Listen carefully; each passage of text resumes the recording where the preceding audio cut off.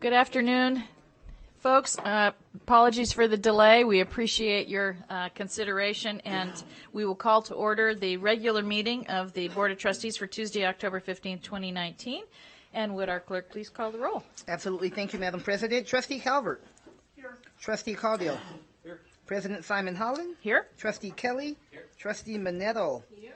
Vice President Raymond. Here. Clerk Taylor, I'm here. And Mr. Noble, President. our student representative. Madam President, we have a quorum. Thank you, Madam Clerk. Our next item is Pledge of Allegiance. Would Assemblyman Kerner lead us in the Pledge of Allegiance? Nice to see you, my friend.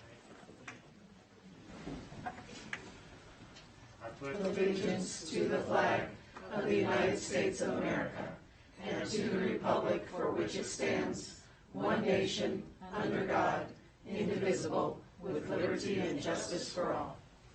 Thank you very much.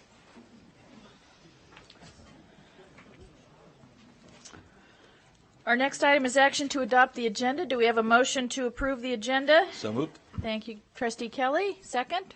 Second by Trustee Manetto. Is there any further discussion? Hearing none, all those in favor, please signify by saying aye. Aye. Any opposed? Motion carries. I would like to take an item out of order, and I would like to especially recognize in item 4.01, introduction and recognition of visiting educators who are part of the United States State Department's Fulbright Teaching Excellence and Achievement Program. We are so delighted that you are here. We're honored that you have come to our school district, so thank you. Ms. Payne. Irene Payne, Chief Communications and Community Engagement Officer for the record. Good afternoon, President Simon Holland, trustees, Interim Superintendent McNeil, and Student Representative Noble. I am so excited to be here, and I will shortly ask Dr. Karina Black to come up and talk about these amazing student teachers who are with us. What I would say before I ask Karina to come up is that the Washoe County School District and the Northern Nevada International Center has worked together in partnership for so many years, always focusing on our students, always focusing on our students' families. And for that, we're really appreciative of our friendship, our partnership, and like I say, we've worked in partnerships for so many years. And one of the most wonderful things that we do is the Fulbright Teaching Experience and Achievement Program. And with that, I'll ask Karina to come on up, and she can explain exactly what that is. And we would like to take a quick photo. Absolutely. So over to you, Karina. Welcome, Ms. Black, and we are so excited to have our visitors here today. This is wonderful, and we appreciate that everyone's patience as we were doing some of our business before the meeting. They got to see democracy in action. That's so right. it's all good. That's right. I'd like to introduce my co-conspirator at the University of Nevada, Dr. Jenny Mahon in the College of Education. This is an 8-year-long collaboration between the university and NNIC and Washoe County, and we are just here to say thank you. So many of your teachers in middle and high schools have greeted our teachers from 18 countries, and they have spent the last almost 5 weeks in Washoe County meeting your students and gaining incredible experience here, but also we see it as a very important learning experience for our students to get to know what teaching looks like, what teachers look like from around the world. So thank you very much. Welcome, Dr. Mahon. Thank you. I'll just add that it's also some elementary schools that have been involved too. So we had a very lovely visit where all the fellows got to go do a global day with some schools, and it was great. So no, Karina has said it all perfectly. I don't need to say anything. I can't make it any better.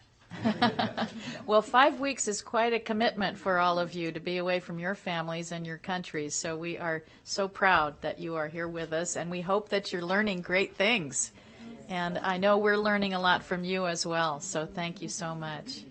We're going to do a photo. Oh, yes, Vice President Raymond. I just wanted to say welcome to everyone, too. I am very honored to serve on the board of the Northern Nevada International Center and was able to go to the welcome lunch. I think the first day they were here, some of them only here a few hours, and they hadn't been to their schools yet. But just in my conversations with the few people that I sat with, it struck me how much our teachers will also learn from them as they are in the classroom with them. And I know you bring so much of your own experience and the environments that you're teaching in your home countries that our teachers can get an even greater perspective on their work here in Washoe County. So thank you again for being here and for joining us today at this meeting. Great. So Okay, if I could photo. ask you all to stand up. Okay. And I'm going to move this. Sorry, everybody, I'm sure. Could we have people introduce, do we have time to have the folks introduce themselves and what country they're from? They can do it quickly, absolutely. Italia. Italia. Oh. Say your name. Come to the microphone. It's okay, take your time. Hi, my name is Gulnura. I'm from Uzbekistan. Wow. So if you'd like to go through. Okay. Yeah, thank you. Hello, my name is Natalie. I'm from Ukraine. Oh, wonderful. Wow. Hi, I'm Dr. Mabu. I'm from India. Oh, welcome. Hello, I'm Sawata from Cambodia. Oh, welcome. Hello, I'm Jurgita from Lithuania. Oh, welcome. Hello, I'm Asta from Nepal. Oh, so far. Hi, I'm Arabella from Cameroon. Welcome. Hello, I'm Haimina from Zanzibar, Tanzania. Wow, welcome. Hello, I'm Maya from Belarus. Oh, wow. Hi, I'm Florencia from Argentina. Welcome. Hello, I'm Said Mahmoud Rahman from Bangladesh. Oh, welcome. Hello, I'm Guadalupe from Costa Rica. Welcome. Hi, I'm Rabia from Thailand. Oh, wonderful. Welcome. Hi, welcome. I'm Mayra from Honduras. Welcome. Hello, I am Melude from Turkey. Oh, great. Welcome. Good afternoon, honorable members of the board. My name is Jesus, and I am from Africa, Mozambique. Oh, Thank you. Excellent. Welcome. Hello, my name is Luis from Costa Rica as well. All right. Thank you. Got the T-shirt. Go Pack. Well, this is Veronica from Chile. Nice meeting you all. Oh, welcome. Good afternoon. My name is Andreina from Venezuela. Welcome. Last but not the least, my name is Amasago Michel Dion from Mali. Oh, great. Welcome, everybody. Oh. So I need you to squish in. Just so you don't get friendly and close. Maybe small people at the front.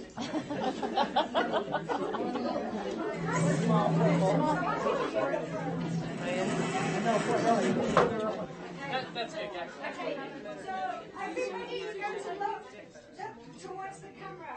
So.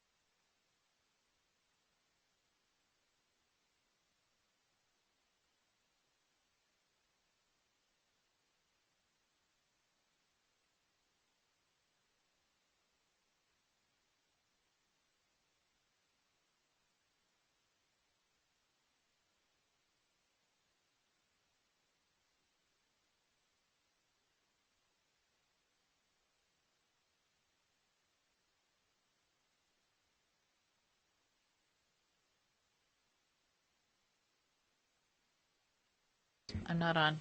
Very uplifting to have folks from 18 countries, and certainly have traveled far and are staying with us a long time. So we welcome them and are grateful for their participation here.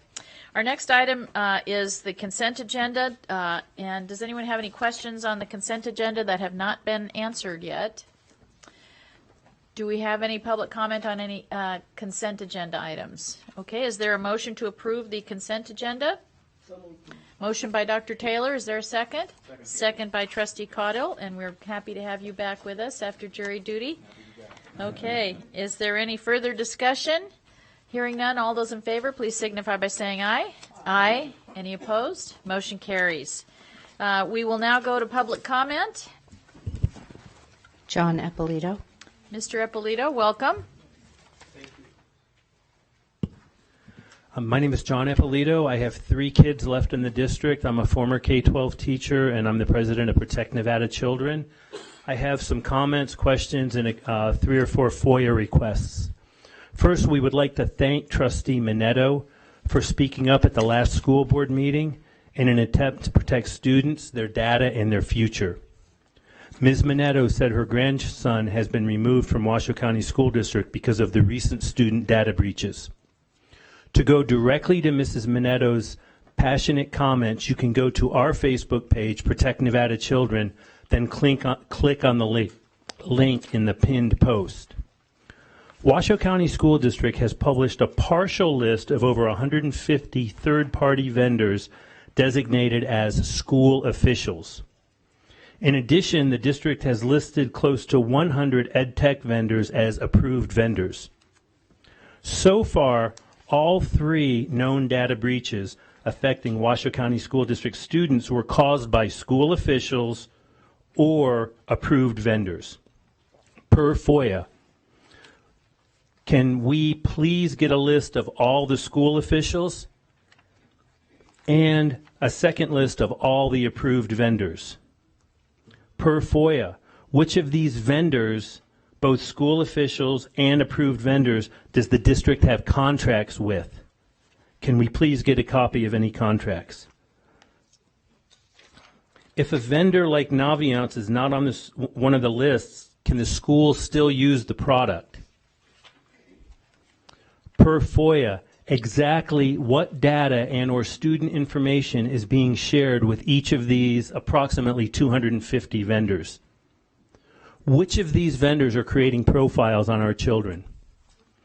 Both the New York Times and the Reno Gazette-Journal and others have written about how some of these free ed tech vendors create psychological profiles on our students. Class Dojo is one of those vendors. WCSD lists Class Dojo as both a school official and an approved vendor. Per FOIA, is Class Dojo the only vendor on either list creating psychological profiles on our children? If no, which additional vendors are also creating psychological profiles on our children? Question, has the district told parents Class Dojo is creating psychological profiles on their children? And people can find us at or on Facebook at Protect Nevada Children. Thank you. Thank you, Mr. Eppolito. Is there any other public comment? That's all I have. Can you pass that to Angie?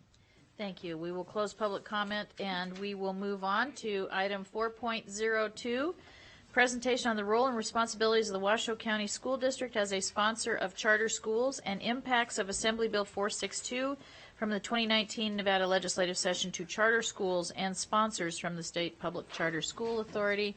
And we certainly welcome all of you. And Assemblyman Kerner, nice to see you. Thank you for being here. Okay. Mr. Doring. Yes, President Simon Holland, Dr. McNeil, members of the board. For the record, I'm Mike Doring, Executive Director, Strategies Office. I'm just going to introduce the speakers today. To my left, Stacy Cooper is our district-sponsored charter school coordinator. Rebecca Fiden is the executive director of the State Public Charter School Authority. And Mr. Randy Kerner, who's the vice chair of the State Public Charter School Authority, and he's also a former state assemblyman as well. I'll turn it over to them. Nice to see you again, Stacy. Thank you. Yes, good afternoon. For the record, my name is Stacy Cooper, and I'm the coordinator of Charter School Oversight and coordinator for Extended Studies Support. And I'm here today as an extension of information and support to you all, since we have so many new board members at the threshold of Washoe County School District, and we've had significant changes in recent legislation that has really brought forth an urgency for a clearer understanding of charter schools. What are they? What is their role? What's your role as a sponsor? What's my role as the coordinator? And then I will follow up my presentation with Rebecca, who will be giving you some of the legislative updates and how they will impact us as a district level sponsor. Most of us know by now, because you've heard me preaching to you over and over again, that district-sponsored charter schools and all charter schools are indeed public educational entities. They are a tuition-free educational option for our parents and our community members here in Washoe County School District. All of our charter schools in Washoe County, we are honored to say, offer a unique niche. They add to a menu a variety of options within Washoe County School District, not just our district-sponsored, but even our state-sponsored charter schools here in Washoe County. Our district charters receive the same Nevada distributive student funding as that is other public schools. The only difference is they do have a sponsorship fee, which we pull from them as part of our support service contract with our charter schools. For most of you, you are aware of our charter schools, but there are our 7 charter schools listed up there. I've listed Coral Academy at all 3 levels for your knowledge. I've given you their most recent enrollment data from this last year and where they currently are ranked in their overall star performance.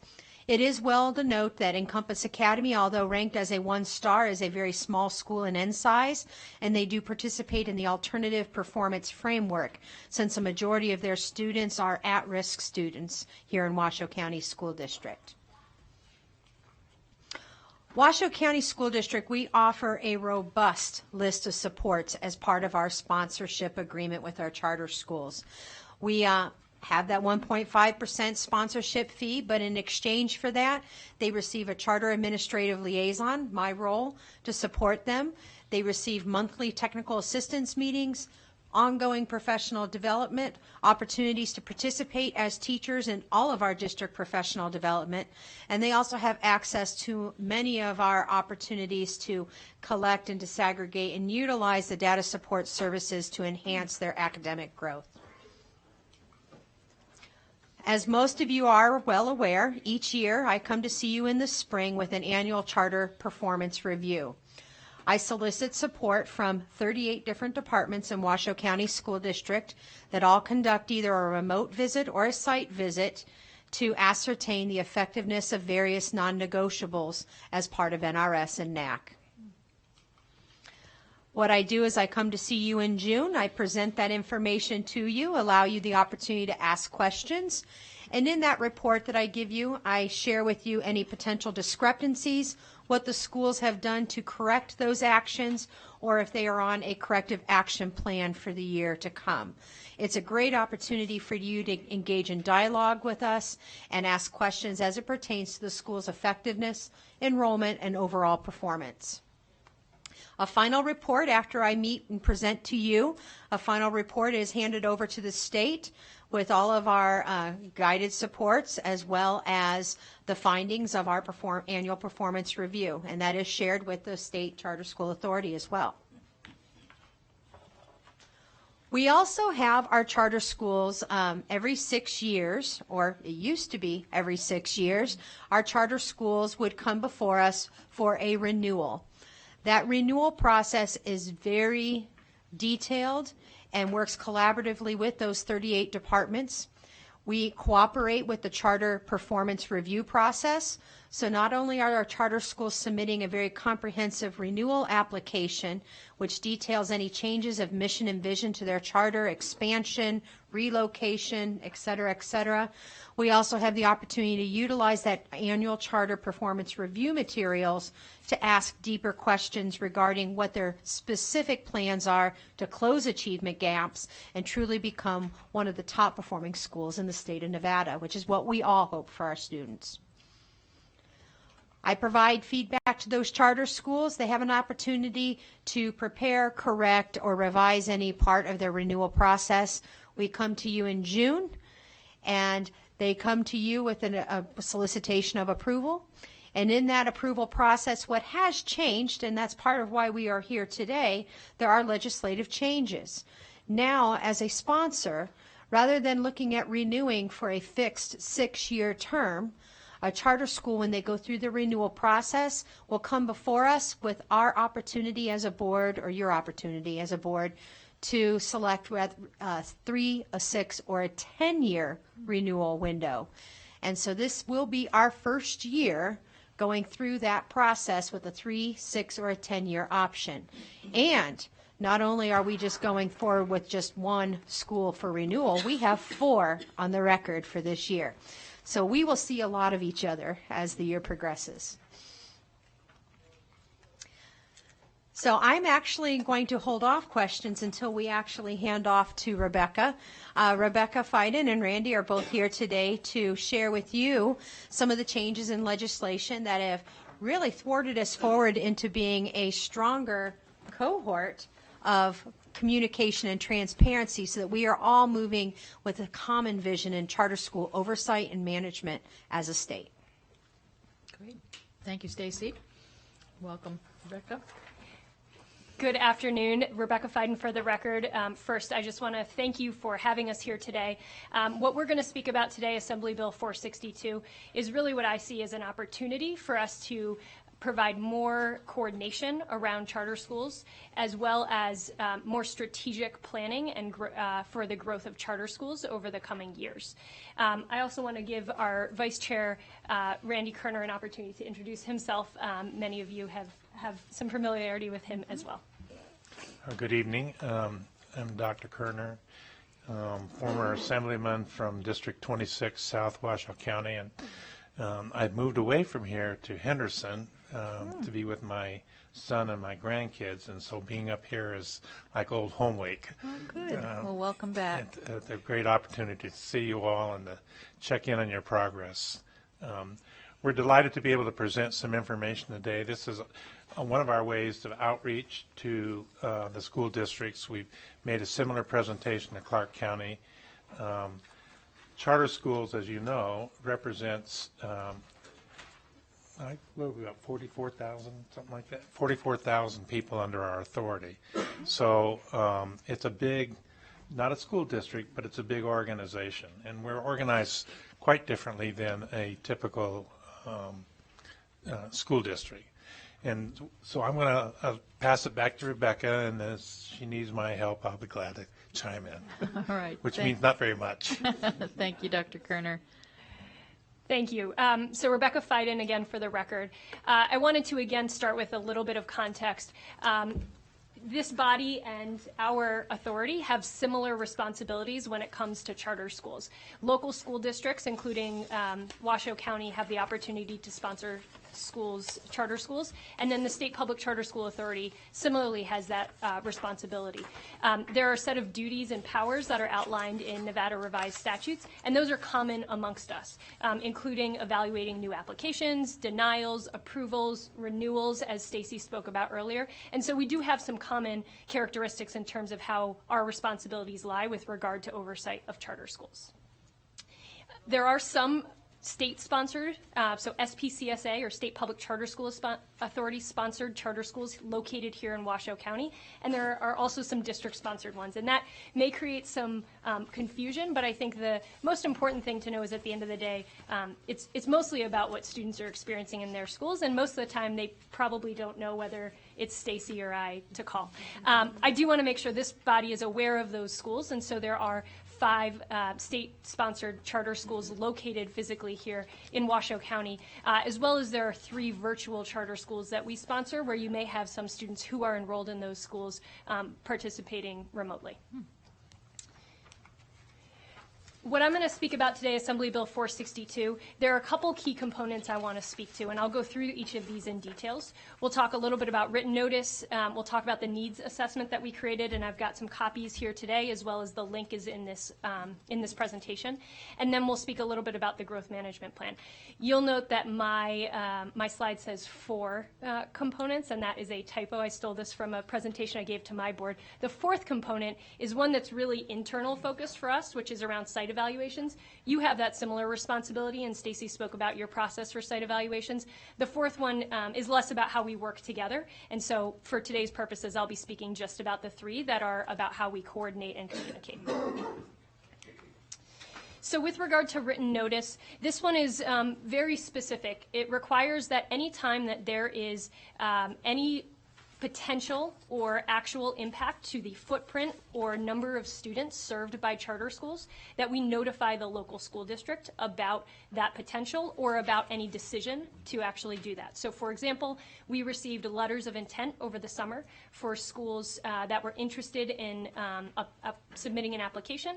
We need to notify the superintendent and the president as well. When we receive the actual applications, we do the same thing, and then when our board votes in December, should they move to approve an applicant, a new school, again, we would notify the school district. And that's in order to create better lines of communication and ensure that there can be appropriate coordination on our parts.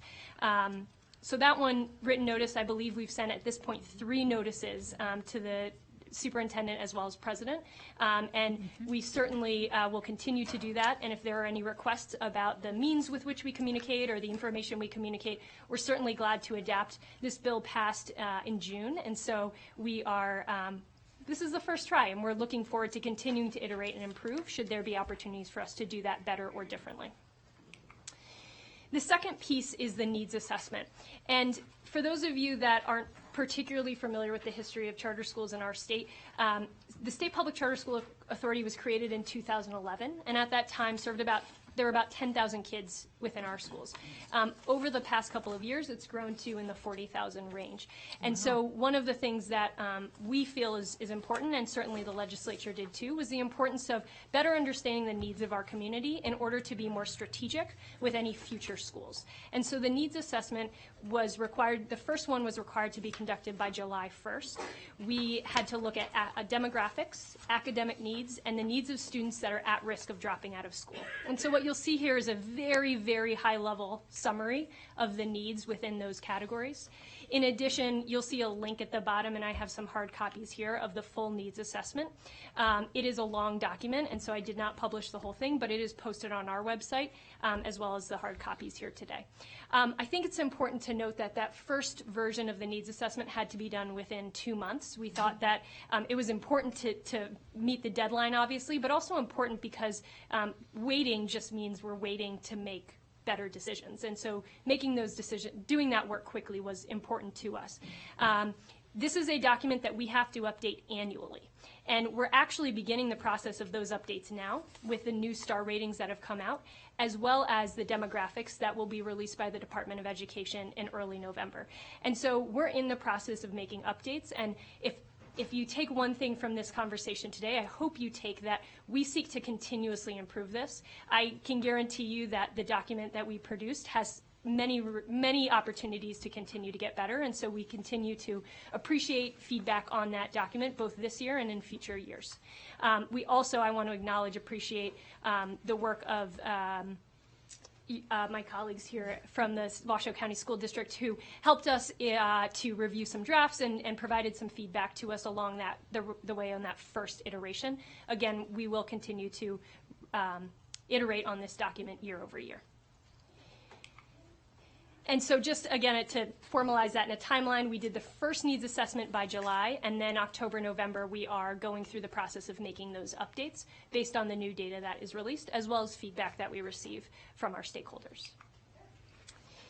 The third component is the growth management plan. And so if you can imagine that the needs assessment is a snapshot in time for the performance and needs of students across our state, the growth management plan is our responsibility to respond to the needs. It's a 5-year plan that's updated every 2 years that outlines what the future for charter schools will look like in key areas. You can see details here including potential expansions, increased enrollment, renewals, potential new schools. Those are the types of things that will be included in the growth management plan. We're in the process of writing that plan now. We've been working with representatives from the school district and others, and are happy to be here today to also hear feedback and input from the board as we continue to consider this work. We anticipate that this first version of our growth management plan will go to our board in December, and we will then, at least 2 years from now, will be the latest that we would update it. It's possible we may update it sooner if we find that things are changing more rapidly or we've learned some lessons after the first iteration.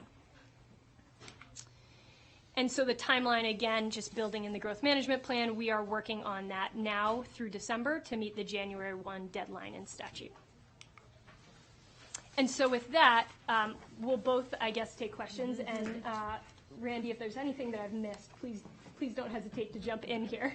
But certainly glad to answer any questions and take notes on anything you'd like our board to consider as we work on this growth management plan. Stacy? And Stacy Cooper, for the record, I want to resonate the messages that Rebecca has presented to you today, and also share when it comes to the needs analysis, the dialogue, the questionnaires pertaining to any new potential applications. That's typically the type of work that goes through my office as charter oversight. So I appreciate it actually being acknowledged that there is now a streamlined communication between the work that I do and the opportunity for you to view that work more than just once or twice a year. Trustee Calvert? How do you decide where these schools go, and how do you decide that, I guess, would be my question. Rebecca Fiden, for the record. Historically, schools have come to us, and they will continue to propose locations in their application. However, going forward, the needs assessment will require that we look not only at what their proposal is in terms of academics, finances, organizational performance, but also about their ability to meet one of the needs. One of those includes location. We have, with regard to the academic component, asked applicants to focus on communities that have existing low-performing schools to ensure that we're providing options in all communities and not strictly in some of our communities that have historically had some of our higher-performing schools. Do you get grant funding for any of this, or? Rebecca Fiden, for the record, we do not get grant funding. There are grants that these schools are able to apply for. So the federal charter school program grant, Nevada is a recipient, and the Nevada Department of Education can sub-grant to charter schools. We don't get any funding for this. Similar to you all, we're funded through our management fee, our authorizing fee, which is, ours is 1.25% at the moment of their DSA dollars. And one more question. How do you recruit your teachers, or do you go through the school district? Rebecca Fiden, for the record. Charter schools are a little bit different and so hard to conceptualize, but we actually are not responsible for employing the teachers. Okay. What we're doing is granting a contract to the school, and that school has to demonstrate a robust plan for how they will educate teachers, ensure strong instructional practices, professional development, all of the pieces that they would need to do, and then they actually go out and recruit and select those teachers who are then employees of the board of that school. Does that make sense? And I know charter schools are just very different, so I appreciate all of the questions. Okay. Trustee Kelly and then Trustee Minetto. Thank you, Madam President. Rebecca, I appreciate you first presenting to the Nevada Association of School Boards meeting a couple weeks back and making the tour around Nevada and, of course, coming to Washoe County, so thank you for taking the time to do that. I was kind of curious, in Nevada, with the charter schools that you've seen, what's been the percentage of maybe national or international charter school conglomerates that have wanted to move and set up shop in Nevada with a school or two, compared to, I guess, homegrown schools that have just come up from within the community? Like, what's the percentage that you've seen in Nevada? Rebecca Fiden for the record. I would have to go back and actually pull numbers. I would say we probably have a larger percentage. We have a number of schools that have replicated from Florida, which are modeled after some of the schools that work with Academica in Florida and then work with Academica here. Doral Academy of Northern Nevada is one of those that is located up here in Northern Nevada, as is Matter Academy of Northern Nevada. I don't know the percentage offhand. We do have a fair number of I guess you call them homegrown. So Alpine Alpine Charter School is up here in Northern Nevada, as is Honors Academy, and then I think most of the ones that you work with, Stacy, are probably those style. We're seeing a range of applicants at this point. So all of our applications are posted online. They're on our website and available for review. They also have a link for public comment if anyone from the public wants to comment on those applications. But we are seeing a real range, a real mix. And some are, they have one site in another state and are thinking about expanding here. So there's really just a vast array in terms of the types of applicants that we receive. And Stacy Cooper, for the record, Washoe County School District currently has a moratorium on our entertainment of new applications, only because historically when we saw the initiation of charter schools, there lacked some legislative support in accountability and protections for sponsors and authorizers. So we put a moratorium to allow the legislation to catch up with what was happening in our charter schools. Second of all, I want to point out, too, that the application process, Mr. Kelly, requires the new applicants to utilize a scientifically based research model that is proven successful. So that is why we see now an increased lean towards a model or a business that has a national or an international recognition. Interesting. And sorry, Rebecca Fiden for the record. We actually also are seeing some where it's a fresh ground up, but they have looked at high-performing schools across the country. I think we have at least 2 of those in our application pool right now. We have 9 applicants, which is a little more than we usually get in a cycle. So we also see some that are just learning from folks that have been really successful. Yeah. Trustee Minetto. Maybe you already answered this. So the teachers that are these wonderful schools, they're fully certified? Rebecca Fiden for the record. There is a little bit more flexibility, but largely, yes, they do have to be certified, particularly in core content areas. Yes. Yeah. And when it's time for them to recertify, can they take credits through the district like we all do? All right, good, thank you. Rebecca Fiden for the record. Stacy says yes. I actually would have to figure out how many are doing that, yeah. But I don't know whether our teachers that are in state-sponsored schools are actually working with Washoe County, but I can certainly find that out if it would be helpful. And I'd be willing to work with you, Rebecca, on that. Actually, one of the models that we utilize here in Washoe County is I am on the listserv, so I see the state correspondences for the charter schools. When I see an interesting professional development, I'll share it with our charter schools, even though they're not part of the state charter authority. I've seen many of our teachers in the charter schools underneath Washoe County's sponsorship attend some of the trainings with SPCSA, as well as some of the SPCA-sponsored charter schools. Those teachers have actually come in and paid for CEU opportunities with our MTSS or our SEL. So there really is a collaborative connection where we try to share the resources as much as possible. But that's not in statute. That's just a good neighbor practice, a best practice of what we do up here in Reno. Yes, Trustee Noble.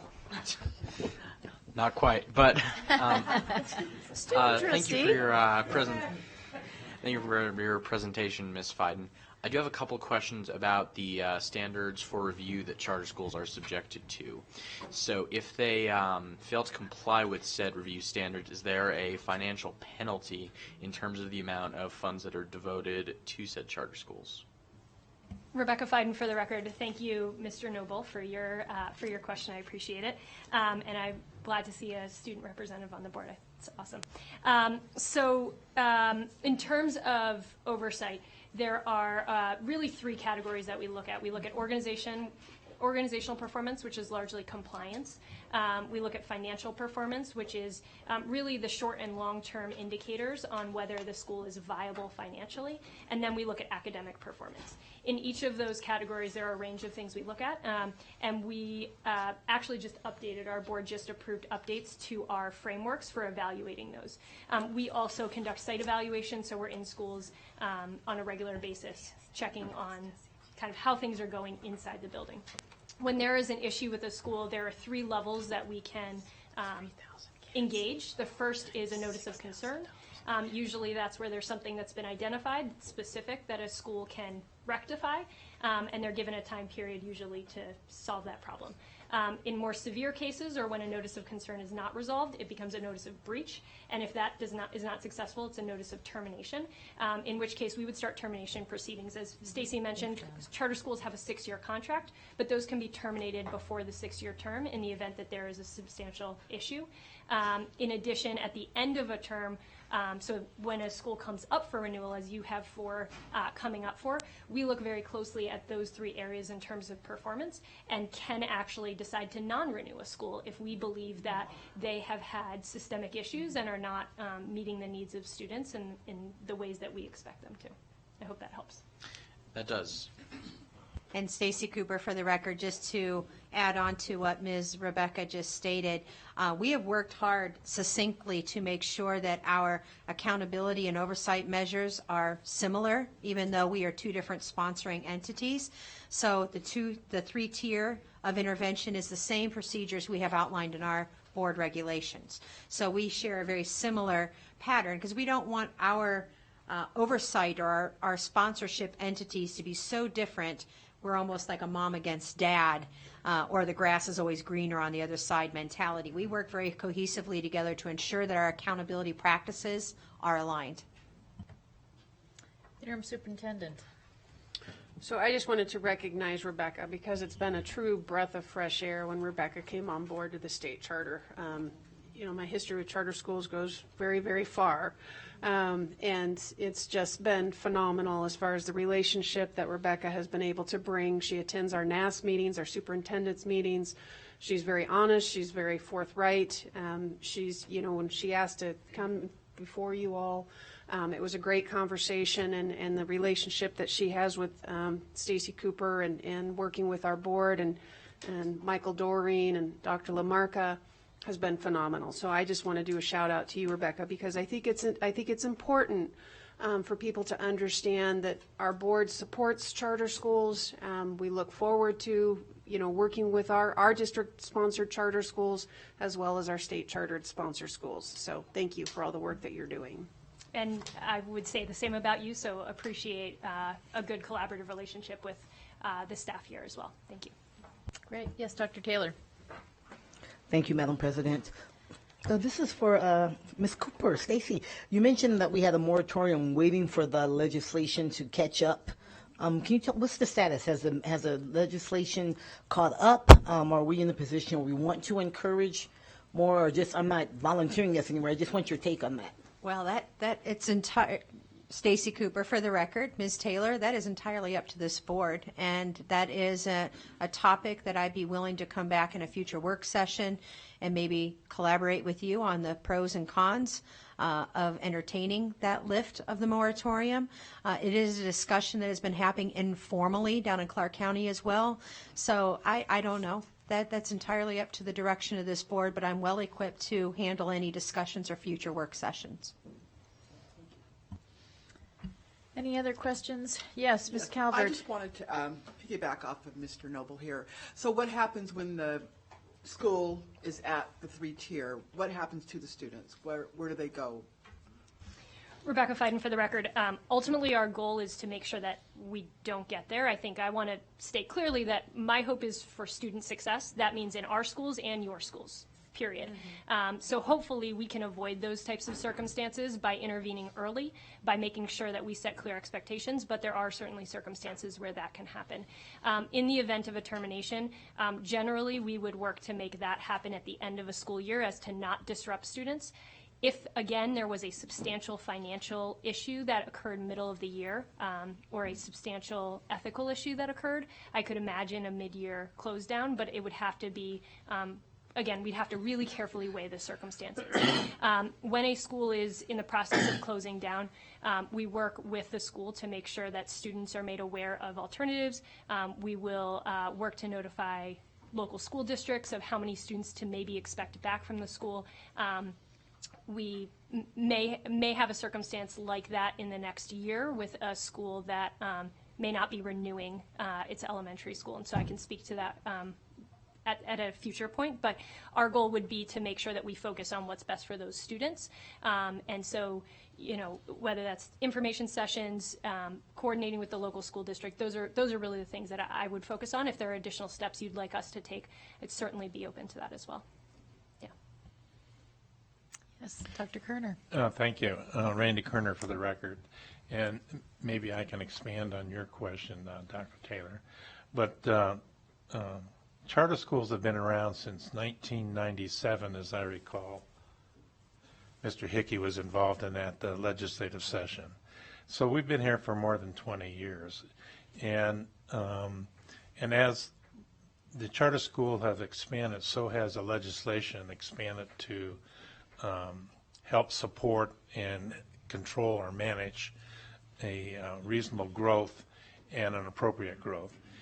This last session, the bill that was passed, AB 462, is a very important bill because it really sets in motion a formal process where we in the authority can coordinate with you all in the districts in a better, more efficient way to ensure that where there may be a new charter school, it meets a need that you have as well as that one that we, an applicant might have. And so I'm very pleased with the needs assessment direction and the growth management direction that we're going. And I'm hopeful that you all will see that as you know, coming together with your own strategic plan. And so that's kind of where our future is. And I think the legislation has moved a long way, Dr. Taylor, to actually fulfill what our dream is around charter schools and the alternative that offers parents and school districts. So, thank you, Dr. Kerner. Other questions? Ms. Minetto? It's not really a question. I just have a personal thank you to give to Ms. Cooper. And in the big general sense, I have three grandchildren now who throughout the state are all in charter schools, and I'm so glad. Okay, any other comments? All right, well, thank you very much for taking the time to be here and give us some more information about the latest in the legislation and how it's changing things, and thanks for the great relationship that we have with you. And thank you for the opportunity. if I may just add, we are glad to come back and meet with this board at whatever juncture is appropriate. If there are things that you want to hear updates on, please don't hesitate to reach out. We are in frequent communication with staff, but are certainly glad to come back whenever appropriate to speak to any updates. Great. All right. Thank you, Rebecca, Dr. Kerner, Stacy.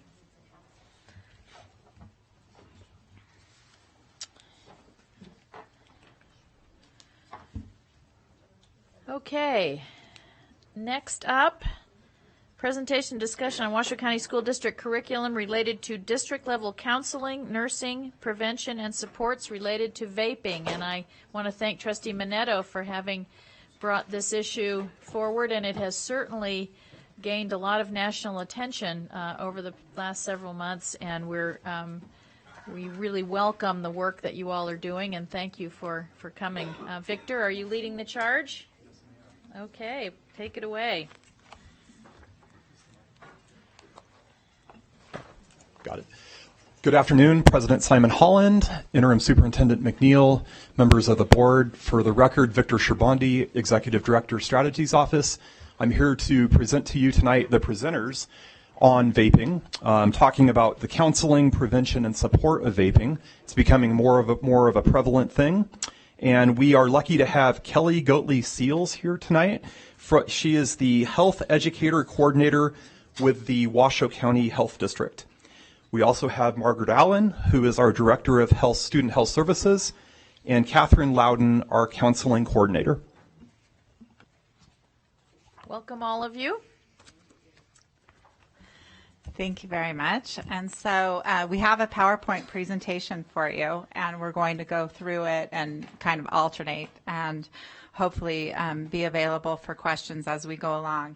So we'll be giving you some information not only about what our district has going on in relation to prevention, intervention, and outreach related to raising awareness around e-cigarettes and vaping, but also give you some statistics and some trends related to the statistics and some information about what our students and principals are saying, and then an overview about the particulars of this issue as well. So as we often move forward and we're talking about prevention and intervention, people ask, where does it already exist in the standards? In our Washoe County School District, Nevada, and national standards, there are areas in health that relate specifically to this. We also have in our district policies and regulations related to tobacco, nicotine, vaping, substance abuse, and through the work of Dr. Lamarca and Mr. Doring and the other members of our district, we're currently reviewing those. We have some places where vaping and e-cigarettes and hookahs and things are already there, but we have some places where that will need to be revised.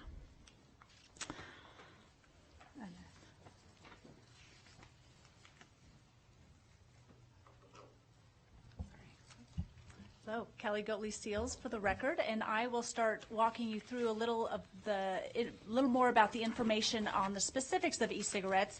This graph looks at youth and adult smoking rates, and just basically we can see that since the early 1990s, rates of youth for cigarettes have been decreasing both among adults and youth. So we have the adults is in the yellow line and the youth is in the blue line. And so by the end of 2015, we see our youth use rates were under 8%. And so this graph starts taking a look comparing regular cigarettes to e-cigarettes or vaping. And as our youth rates are decreasing, you could see a significant increase in the amount of use of e-cigarettes. And while this presentation was requested well before the incidents that we've been seeing about the lung-associated or the vaping-associated lung illness, that is very pertinent as we talk about this today. CDC has been providing weekly updates. So as of last week, this has already been updated. We currently now have a total of 1,299 known cases and 26 deaths. We've seen cases in 49 states, including Nevada, and 1 territory. And all people that have had this have had a association with some type of vaping product. Although nothing specific has been narrowed down to whether it's a nicotine product or a product containing other substances. So I'll talk a little bit about the devices, and if you'd like, we can pass around some of these devices here. I carry them in plastic bags because just as they're sitting here, the smell is emanating from them. But the device that is small and looks like a the one right there looks like a thumb drive is a JUUL, and so you may have heard about that device. The little smaller piece that it's attached to is the part that goes into a USB drive, and you can charge it. The pod there, the nicotine salt pod, was just pulled out, and so it's very small, discreet, and this is a device that is very popular among youth. There's a teardrop-shaped device that's going around. That's called a Sorin, and both of those are what we are calling fourth generation. E-cigarettes have actually been around for a while. They started out looking like traditional cigarettes in the shape and in the colors of cigarettes, and over the years they've adapted to what you're seeing right now. There is also in one of the bags, there's little what look like eyedroppers. Those are the nicotine liquid that can go into these devices. Some of them come pre-filled. Others, you can use that liquid to refill a device. And as you could see, the little vials that are coming around, they are in fruity flavors, lots of flavors that appeal to youth. And we do have a video here that is about a couple minutes long, if we're able to play that. Please go ahead.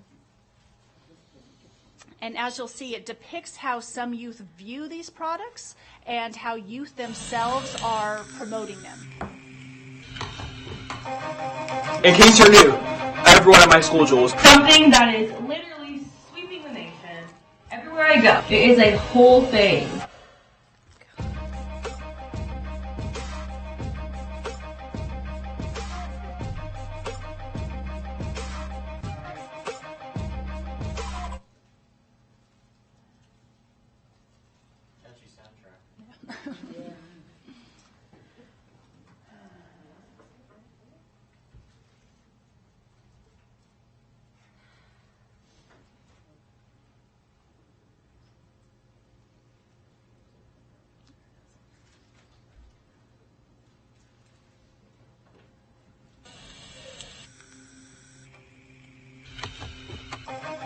In case you're new, everyone at my school, JUUL, Something that is literally sweeping the nation.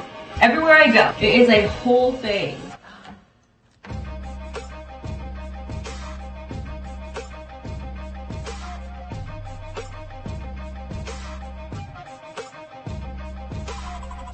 Yo, what is going on, guys? Today's video is gonna be a JUUL sesh. We got the mango pod, the cool cucumber, fruit medley. I've got this creme pod because I thought it would be festive. It tastes great. Well, if you want a head rush, definitely the JUUL. That's really strong. My God, bro, give me the biggest neck buzz. Oh my God. The JUUL challenge. You gotta hit this thing as many times as you can. We're doing the JUUL Hotbox Insane Nick Buzz Challenge, you dig? I got some accessories. JUUL wraps. Type in charging case for JUUL. Rolo bag. Soaring drop. Ghost stick. This one is watermelon. It is literally so good.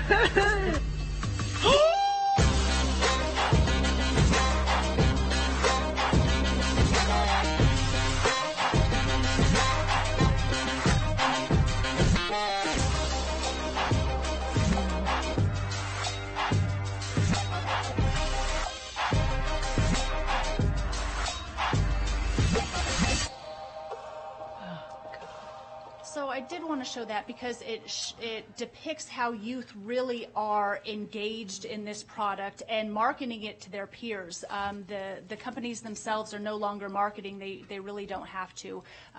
So it's you, and you kind of get the idea of what youth feel. And I'll save you here to our GMA cover story. Teen vaping use is soaring, so much so that the Surgeon General has declared it an epidemic. And making matters even worse, there are very few treatments. And so as I pass this off, we've just got this graph that looks similar to the other graph that we saw just comparing cigarettes and vaping, but here we've got several of the other tobacco products, including hookah and smokeless tobacco, but by far we see that e-cigarettes are the most popular among youth currently.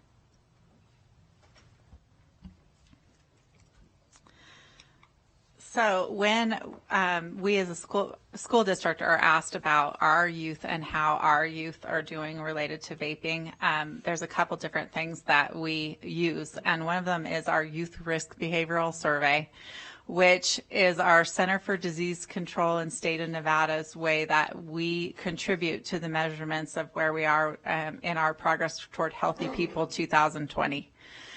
This survey is given in randomly selected second period classes in our middles and high schools during odd administration years.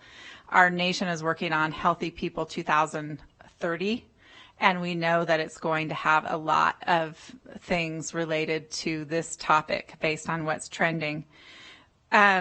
The progress that we all have made around smoking has really been something that's been inspirational, but we're watching right before our eyes what's happening with our students around e-cigarettes and vaping and what their feelings are and the parents' confusion about it, partly because how it was measured or messaged when it first came out, and partly related to things like you just saw here. You can see that Washoe County School District students report that half have ever used vapor products. So this is something that when we're looking at our field, we're going to need to focus on intervention as well as prevention really heavily.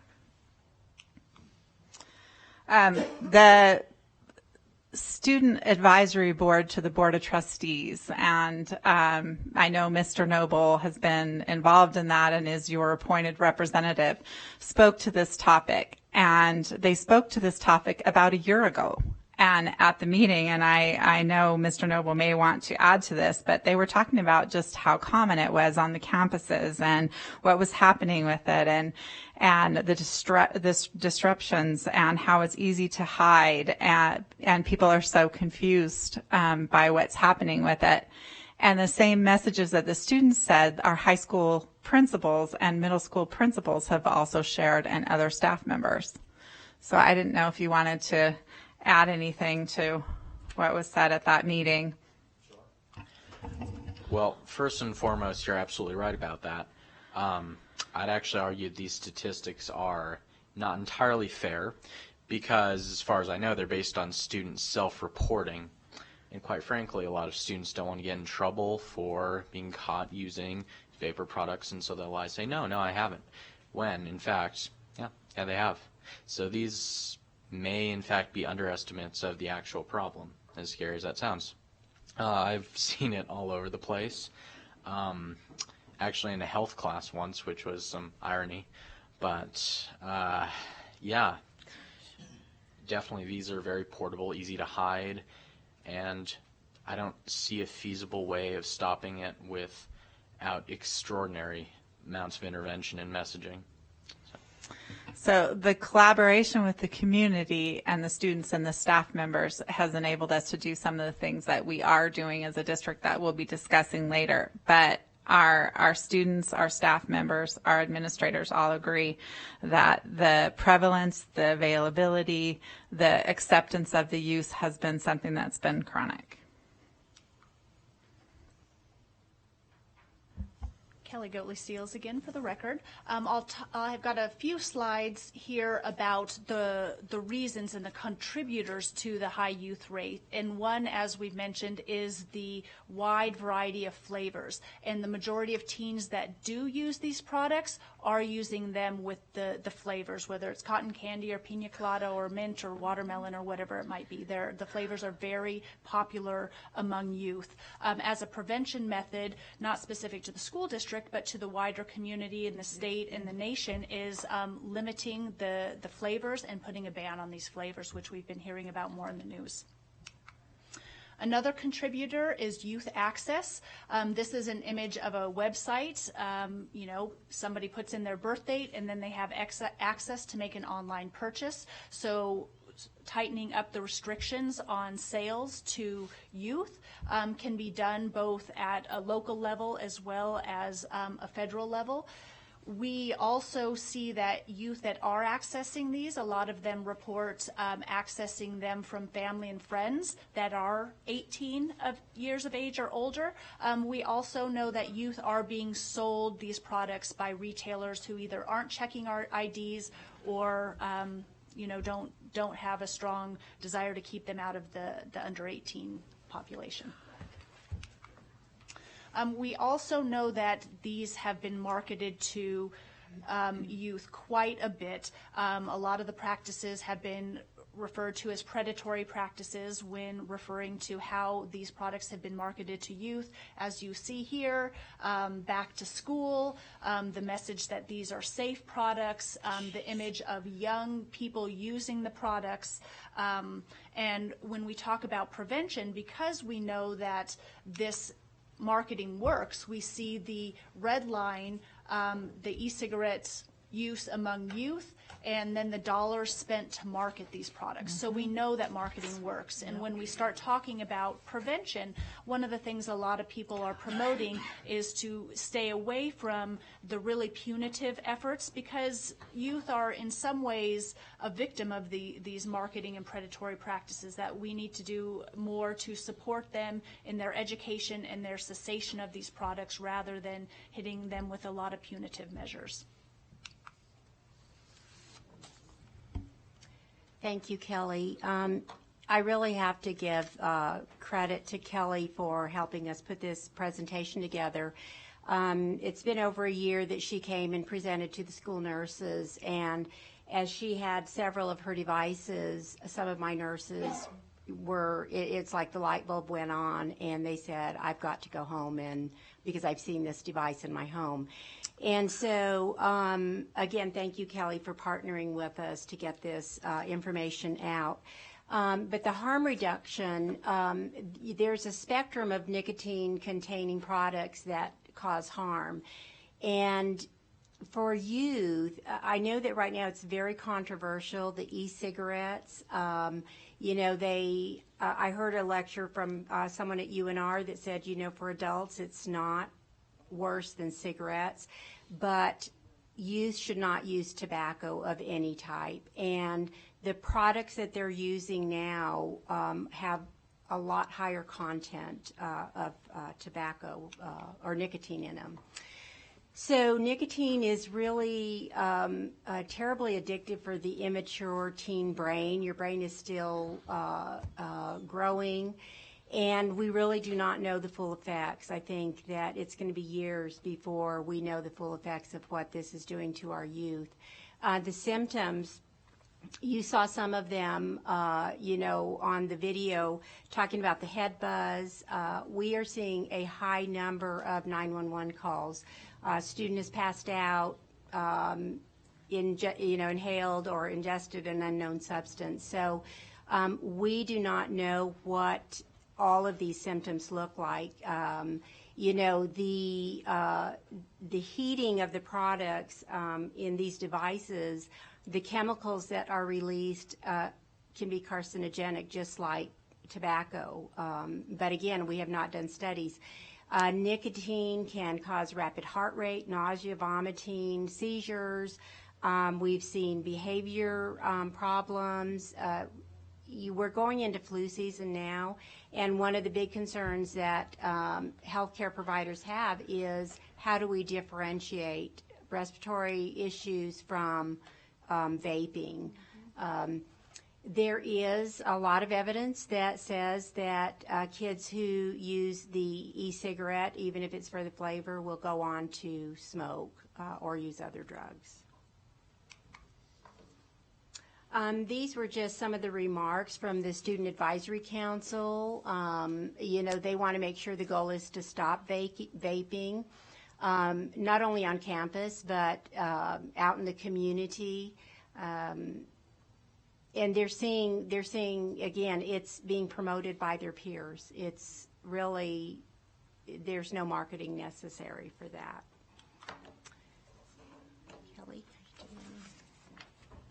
All right, Kelly Goatley Seals for the record. I'm going to move into talking a little bit about the prevention efforts. There are efforts at the national level. The FDA has regulations about e-cigarettes. They now consider e-cigarettes a tobacco product, and we've seen that mirrored in our local legislation with e-cigarettes being considered a tobacco product. They have done some crackdown on marketing and sales to youth, so we're seeing that in our community. They also have educational materials, the real cost. I don't know if the school district has received this, but they were expected to send these products that could be hung up in hallways, in bathrooms, to most school districts in the nation. So that may be something to follow up on, to get these messages in locations where students are known to be using the products. This past legislative session, we had some wins related to e-cigarettes. E-cigarettes are now included in the Nevada Clean Indoor Air Act, so beginning on January 1st, all the places where you can't smoke, you can also not use e-cigarettes. That's also prohibited in those locations. There's an added tax on e-cigarettes, and there has been an increase for tobacco control funding. So that funding will be coming to our local communities. There's funding for the local health districts as well as a statewide media campaign. So as a state level and as at the local level, we will have more resources to address this in our communities. Kelly, just a quick question on the prior slide. If the FDA considers it a tobacco product, how are they able to advertise on television when tobacco is not advertised on television anymore? There are a couple discrepancies related to how this is done. They are also not, the products aren't tested and approved by the FDA. So while they are calling it a tobacco product, which is a problem with the vaping associated illness now, they're warning people not to use products that aren't regulated. And these products aren't regulated by the FDA, so it causes some confusion about what people should and shouldn't be using. So while it is considered a tobacco product, there are some discrepancies on how it's handled. Okay. Margaret Allen, for the record. I do want to say, too, that the CDC is still trying to investigate and figure out what is the culprit.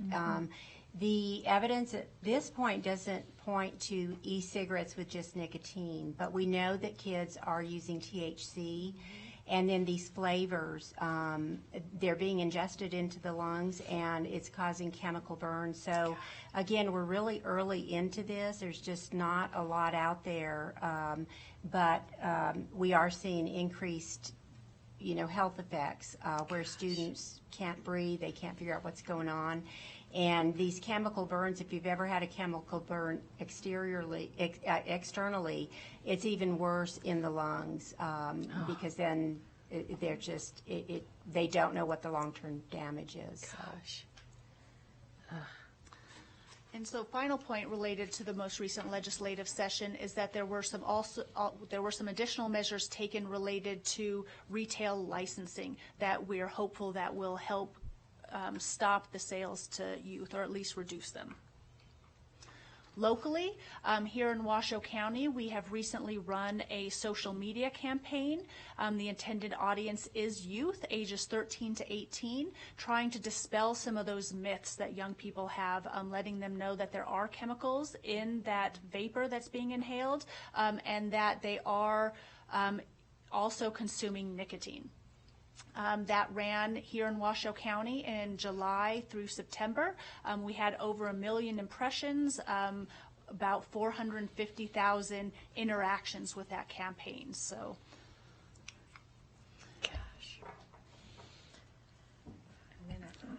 for the record, this is Catherine Loudon. So, looking back toward our district, already this school year, Dr. Lamarca has had assistant principals and principals receive some education and support related to this material.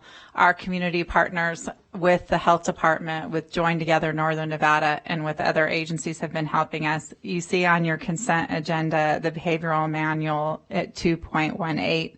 So there has been some changes. There is examination of policies and regulations, trying to line things with tobacco, with these other products, trying to recognize the paraphernalia involved with it, and that it absolutely is a health and safety issue. But the focus needs to be on re-education support. So as a district, the education component you'll see within our district. An example is tomorrow night at McQueen High School, the principals and staff have a presentation on this very issue that we're talking about at 6:30. And then the next night, Thursday night, Billinghurst Middle School has a presentation, and we will proceed to offer information out to parents in collaboration with our community partners in Join Together Northern Nevada and the health department, with counselors, social workers, administration, law enforcement, all working together on these issues. We're also embedding materials into a lot of the things that we have available as a district and partnering with others. So, for example, in December, we have 9 middle schools assemblies that are paid for from our local Elks clubs. They're bringing in Ray Lozano, a national speaker, to come and reach out to our kids.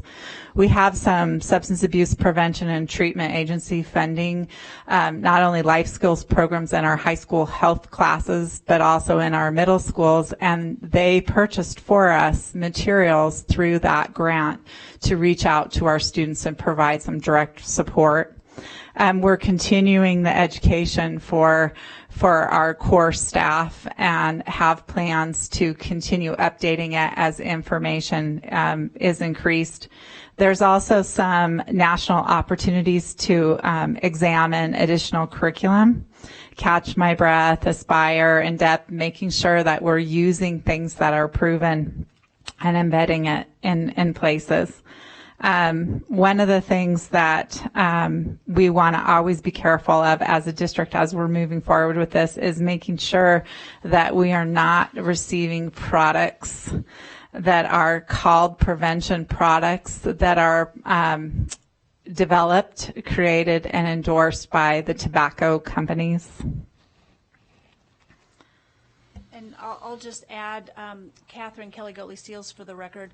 Catherine talked a little bit in one of her slides about the YRBS data and what groups of our students are using it. We see it's being used at the younger ages in middle school, and there's an opportunity missed when we don't have health curriculum at the middle school level. We don't have a way to easily slide this into a health curriculum at that younger age. So that's another opportunity for the district, is to help start providing more health education and curriculum at that middle school level. That's a good point. And again, before I turn it over to, this is Catherine Loudon, before I turn it over to our Director of Nursing, Margaret Allen, I wanted to mention that we've talked a lot about middle school and high school. The elementary school principals are concerned about this, and many of them attended, and assistant principals attended Dr. Lamarca's workshop that he had around this, and the work that Victor Shervandi and Mike Doring and our departments are all doing to address this is something that everyone wants to capture embedded in those standards in the elementary schools as well.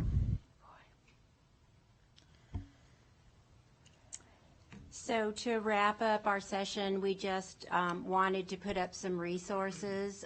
Again, we are trying from the Student Health Department to get our nurses on different organizations in the community so that they're educated.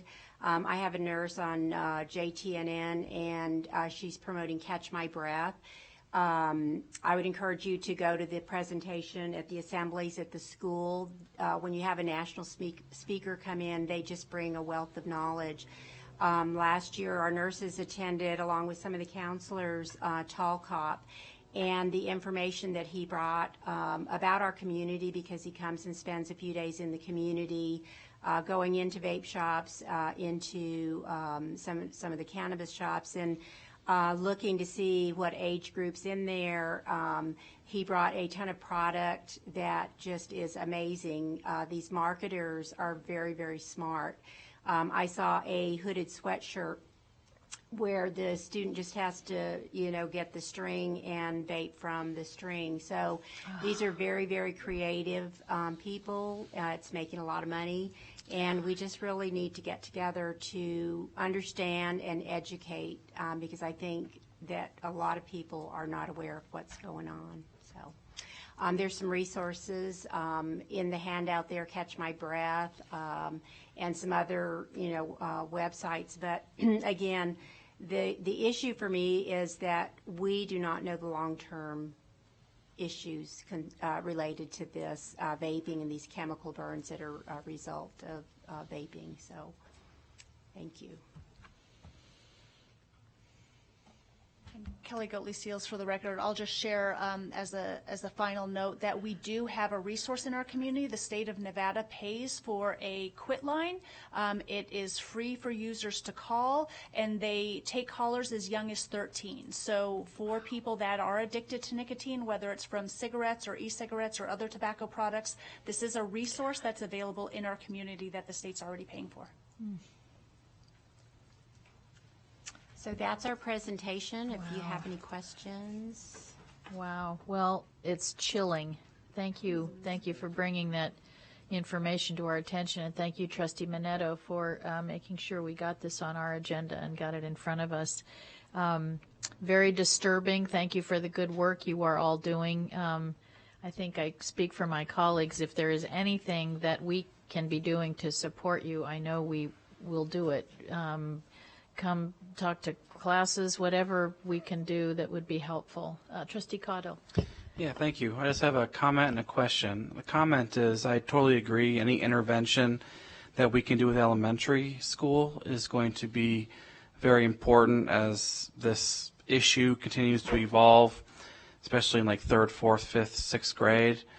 So when they get to middle school, they've had so much education on this that maybe they aren't going to use as much as time goes on. We want to still educate middle school and high school, but the young kids are where we can really make an impact on. And the question is, I don't know if you'll be able to answer this, maybe Dr. McNeil can. The slide that you had for a website where it looks like it's very easy to purchase these items online, are these kind of websites blocked in our one-to-one devices so that they can't take our district laptop home with them at some of these schools and order this stuff without parental knowledge? I'll check on that. I mean, I would imagine so, that we would have some sort of, like I wouldn't be able to access this at this point in time within our district. Okay. I was just thinking about that as I saw the website, as we're giving out laptops to our students for educational purposes. We won't want them ordering these kind of materials because the parents maybe don't have as much, or maybe they don't think to have as much control over what they're viewing on their district computer because they maybe think those firewalls exist versus a computer at home. So it might be something just to confirm moving forward. Good point. Thank you. Nathan.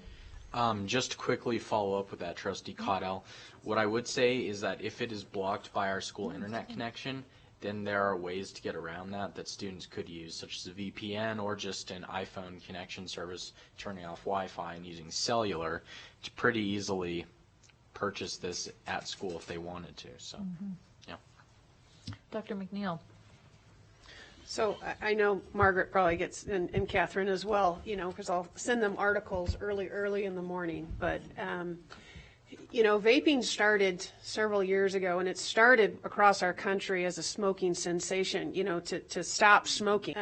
And it really got hooked onto our very youngest students, as far as our high schoolers and middle schoolers. And it was something that was different and something that looked really cool. But the rate at which vaping has overtaken our schools is absolutely horrific when you take a look at what's happening within our schools. And we know that it's happening. We know that it's happening on our buses. We know that it's happening in our bathrooms. As a parent of a high schooler, I've seen every single one of these devices. Not to say from my own student, but I know it happens. And it's very disturbing. We had a student just 2 weeks ago at a homecoming dance at one of our high schools have a very, very serious episode because of the chemical that was actually in one of these devices, and they thought it was just a regular tobacco device, and it wasn't. But this is scary. It's scary as an educator. It's scary as a parent. So I just want to thank our staff, and I know our principals and our counselors are very concerned. We've gone to several of our high schools where a principal will roll out a drawer and see hundreds of vaping devices within, that they've been able to confiscate.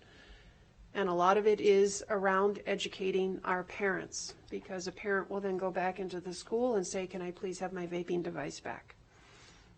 So I just want to commend, I know that this is a heavy lift and it is an uphill battle, but I will just go on the record that I think our tobacco companies are very much responsible for the type of advertising that they are doing.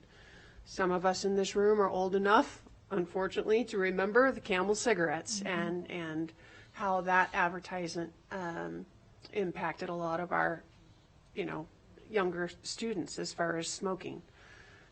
So I just want to kind of go on the record as that. Thank you. Vice President Raymond.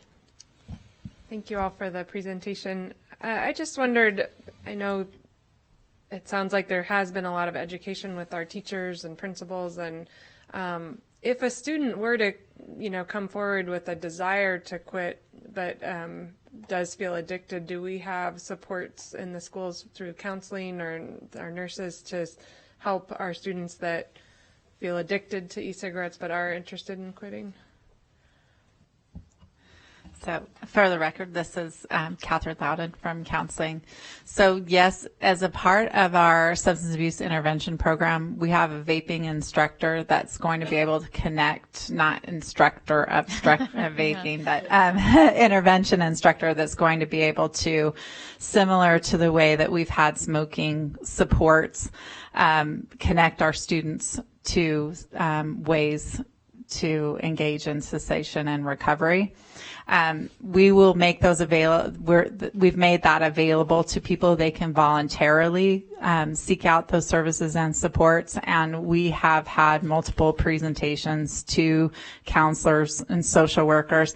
And there's another one tomorrow, Thursday at Hug High School for counselors again about how to get the support and how to get additional assistance. So if parents need help, we have resources through our community agencies and through our departments, and then we also have some supports embedded in our school district systems, including, as I mentioned before, a specialist, not hired full-time, but hired to support as things arise. Thank you. Other questions? Yes, Trustee Calvert. Yeah, I was just wondering, I did work at a convenience store, and that was one of the things that we really had to do was to check ID for kids, and they would send someone in, like a child, and we'd have to ID them. So do we have anything in place? Because I know a lot of these kids go to like 7-Eleven or Jackson's or whatever. Is there something that they would be willing to put in their stores to maybe be more aware of the fact that these kids are doing this? And Kelly Goatley Seals for the record. There have been efforts statewide. There's a website specifically for retailers that help educate them about the laws of sales of tobacco products. Some of the consequences have increased with this recent legislation, and we here in Washoe County are getting ready after the new year because that website will be updated with the new laws. We're going to send a mailer to every tobacco retailer in our community, notifying them about the website and the laws. So we're hoping that will help retailers and people that are selling those products know that there are stricter consequences if they sell to minors, and know that there's education available so they can go through a certificate program, take the online education, and become more knowledgeable. Okay, any other questions? Well, again, thank you all for what you're doing. This is a heavy lift, and it took a long time to turn the tide on teen cigarette smoking, and it may take a while to turn the tide on this, but I believe that we will. as a society. We've got to increase the marketing, the anti-marketing, so that the other side gets told. And it's just such a tragedy that we're losing lives for folks so quickly, and so many people so young. So thank you for the good work you're doing, and please let us know how we can help. Thank you. Okay, so we have, by my count, 9 more presentations today. So I just want to encourage all of us to be really concise in our questions, and we look forward to hearing all their great presentations. And so next one up is Delisa Crane and Samuel Ehrenreich. Was that okay? Did I get close? Woo. All right, Victor, you're going to introduce our speakers. This is presentation discussion on strategic plan measurements related to Objective 3.2, increase meaningful partnerships between the district and families with a focus on student success of Envision WCSD 2020 as developed by the Superintendent's Council on Family Engagement. Take it away. Thank you, President Simon Holland. Hello again, Interim Superintendent McNeil, members of the board. Tonight, you're going to hear a presentation about developing a family engagement index and really measuring the level of family engagement in our schools. Presenting tonight is Delisa Crane, our Administrator of Family School Partnerships, and Sam Ehrenreich, who is an Associate Professor of Education in UNR's College of Education.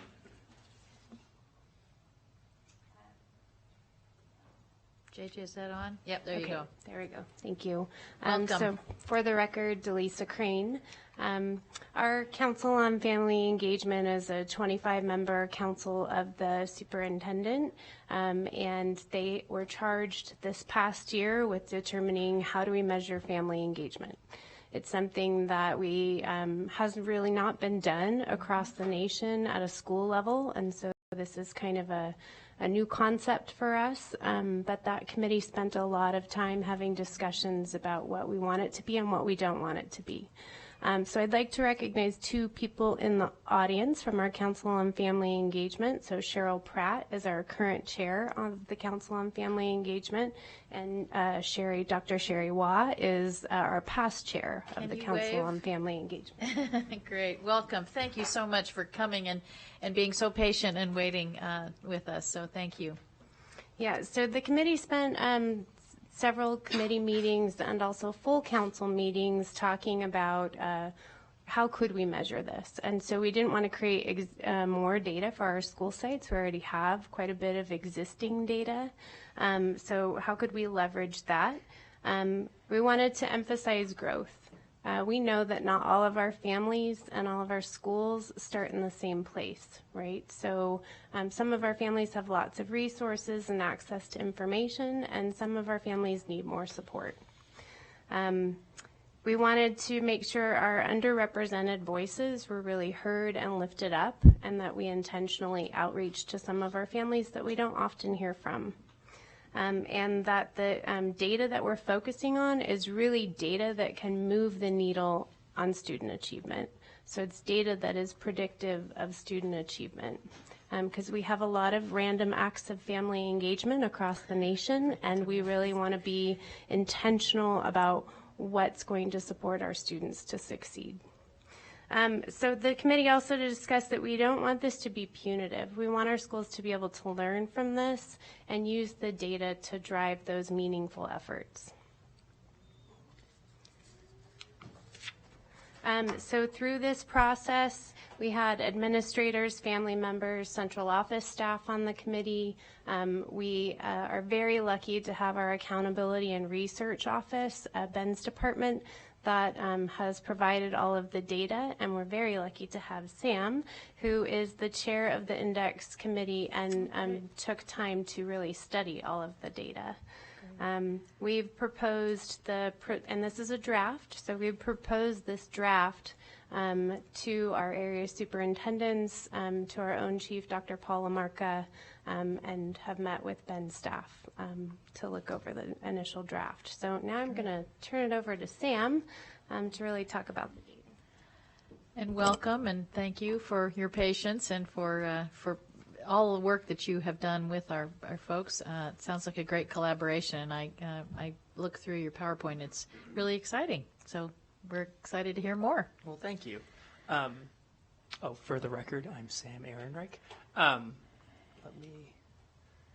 So as Delisa mentioned, we were really interested in working off of existing data so that we wouldn't create an additional burden on schools. And so we're really focused on three different areas, three different sort of sources of data, and looking at them a couple of different ways. The first piece is the Family Climate Survey. This is the parent report of the Family Climate Survey. And we're interested in both using the scores themselves as well as a couple of different response rates. So the goal being to really improve the scores of the Family Climate Index, but also improve the number of parents who are responding. And I'll come to that in a moment. We also found that Infinite Campus logins by parents is really consistently one of the strongest predictors of student outcome. And it is one of the many facets of family engagement, the ability for parents to sort of be aware of this, of their students' progress and their grades. And so we're interested in looking at overall logins as well as logins specifically among the families that are higher risk on the early warning index. And then lastly, we're interested in looking at parent university attendance and how parents are, how often and what proportion of parents are attending these classes. And so the purpose of this is really the reason we're selecting from these is from the existing data that we have access to, it captures the many different facets of family engagement, or ideally, it will capture the many different facets. The climate survey itself really directly asks parents how they feel about things like the relationship with the school, communication with the school, their perceptions of leadership. And then the Infinite Campus piece really captures this important component that really is tied to student outcomes. And then Parent University really touches on a more in-depth component of how we're educating parents, how we're really sort of training parents to feel efficacious in their student success. So for the specific index itself, we have proposed this, and as Delisa mentioned, this is a draft that we're going to take to various stakeholders and sort of vet as the year goes on. But the first piece is this family climate score itself. So there are 6 subscales on the score, and so looking at out of 27 points how the school ranks or scores. The second piece is the year-to-year growth in overall response rate. So instead of focusing on the actual response rate of schools, really focusing on how they're improving the response rate. And across all of the schools, it currently stands at 13%. And so we have set as a target sort of a max points for a 5% increase in that response rate, with a proportion of points if they have a 4% response rate growth. And then more specifically, we're also interested in looking at the minority family response rate. And this is, again, in the interest of really making sure that we're capturing all of the families in our community and not just a particular portion. And so this will, again, be year-to-year growth, targeting for a 5% increase.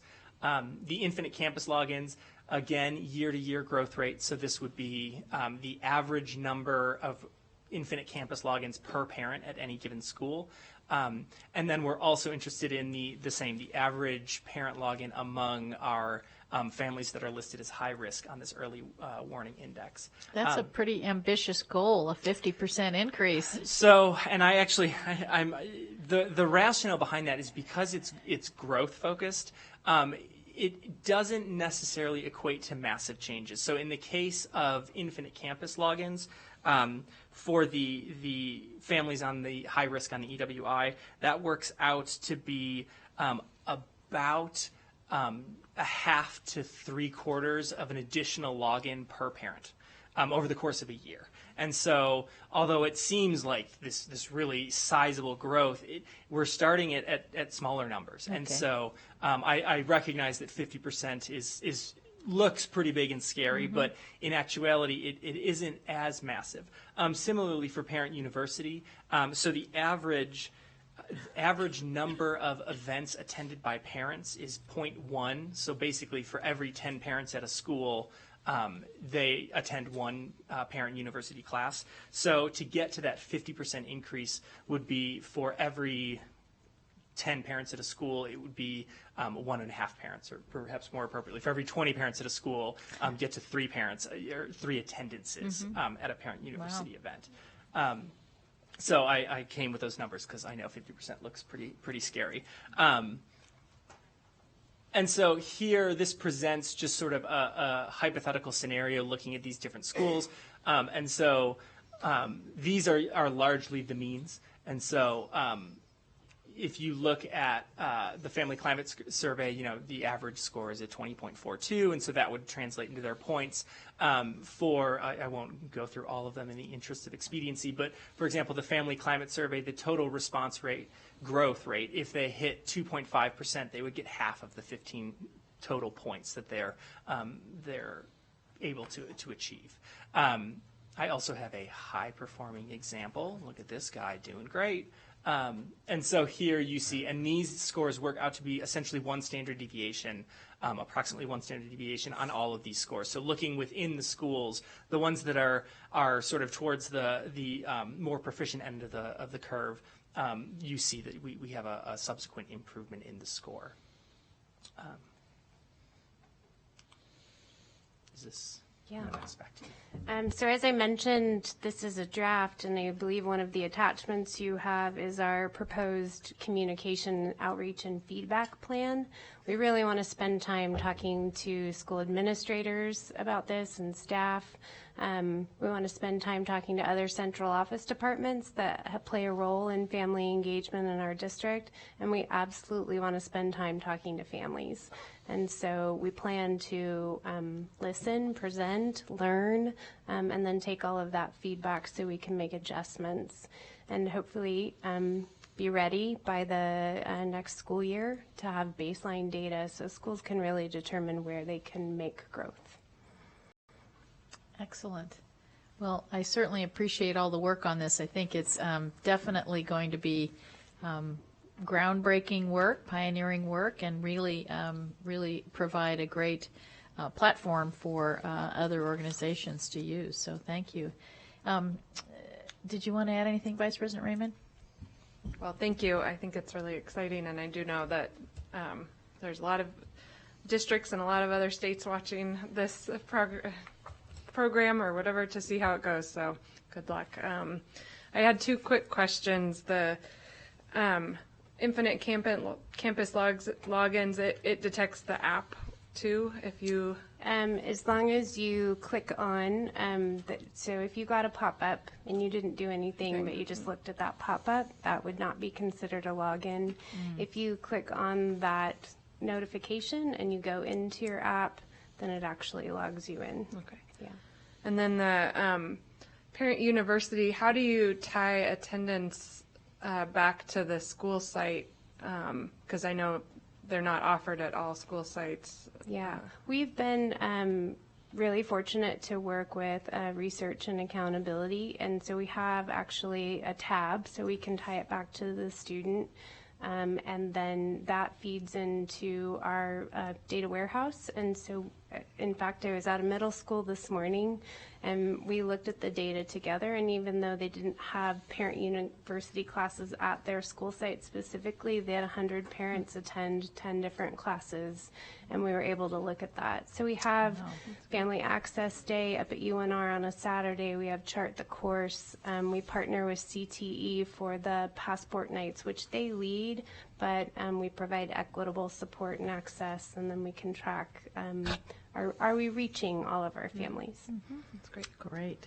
And for the Infinite Campus, so I know it is just a more useful tool the older the student gets. So is there, like at the elementary level, is there a scaling of how that? So typically fourth grade to 12th grade. And that's when kids start to get actual letter grades, and even though it's a good practice to get parents logged in. I was at a different middle school midday today, and we had about 30 families in the computer lab logging into Infinite Campus. And so important in 6th grade as kids start to get 6, 7 teachers, and you're trying to keep track of all those assignments and communicate. So, but in elementary school with K through 5th wouldn't be. I don't think we would skewed count on that K through 3. point scale just because there are fewer. So theoretically, it should be accounted for in the growth. So if, let's say you only have 4th and 5th graders, then that would be your baseline, and growth would be off of those. And so it shouldn't, because of this emphasis on sort of year-to-year improvement, it shouldn't hurt elementary schools. But it is something we're aware of, and we've sort of discussed how to address that sort of uniqueness. Okay. Any other questions or comments?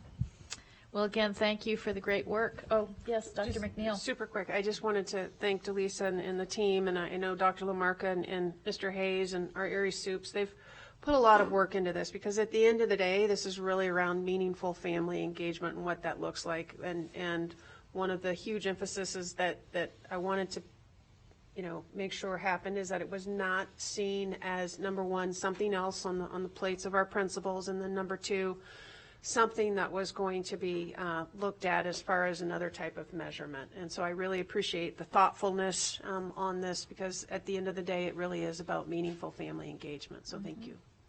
Great. All right. And thank you to our volunteers on the Council on Family Engagement. Thank you not only for being here today, but for all of the hours that you volunteer and give to this process. So we appreciate it. Okay. Next up, Deborah. Presentation to the Board of Trustees regarding financial literacy instruction pursuant to Nevada Revised Statute 389.074 from the Office of Academics, Department of Curriculum and Instruction. And I want to say I was well prepared after reading this when I had a person who was selling me something, complaining about, saw the name tag and, oh, you work for the school district. And boy, I wish kids had, learned something about financial literacy. I said, but they do. We've got it. We've got that covered. All right. Welcome. Thank you. And they start learning in 3rd grade. Yes, which is exciting. Awesome. So thank you again, President Simon Hall and Interim Superintendent Dr. McNeil and members of the board. Pleasure to be in front of you today. I'd like to introduce the two amazing ladies to my right. Kendra Fox, who is our Director for Curriculum and Instruction. And then I'm really proud and pleased to introduce our new Social Studies K-12 facilitator, Sarah Brown. Sarah's not new to Washoe. She's new to the Department of Curriculum and Instruction, and she comes to us from a Northwest Regional Professional Development Program. So excited to have her on board, and she's you're working hard, right? She's at it. So I'm going to turn it over to Kendra and to Sarah. Good evening, Kendra Fox, Director of Curriculum Instruction for the record. It was really exciting to be I was really excited to be asked to come speak to you about this topic. It's something that's really important to me, and I know it's important to our community also. So I did want to give you just a little bit of history. Prior to 2009, there was pockets of financial literacy. I know I taught at Reed High School. We had a class on financial literacy there. It was more of an elective opportunity at that time. Various schools had different programs. But in 2009, with that legislature, they set a requirement for financial literacy to be taught at the high school level. In Washoe County School District, we decided to do that in government.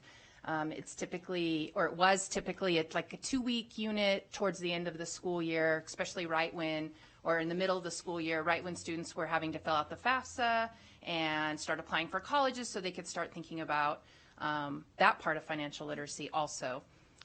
So that happened in 2009. The curriculum that we used at that point was provided by Charles Schwab Bank and a company called Everfi, which we still utilize those resources today. And then in 2017, the Nevada legislature decided to expand financial literacy when they gave the Department of Education permission to expand or to revise the social studies standards. So at that time, they added financial literacy and created some other enhancements to the social studies standards at that time. Multicultural education was added and various topics, so in addition to economics.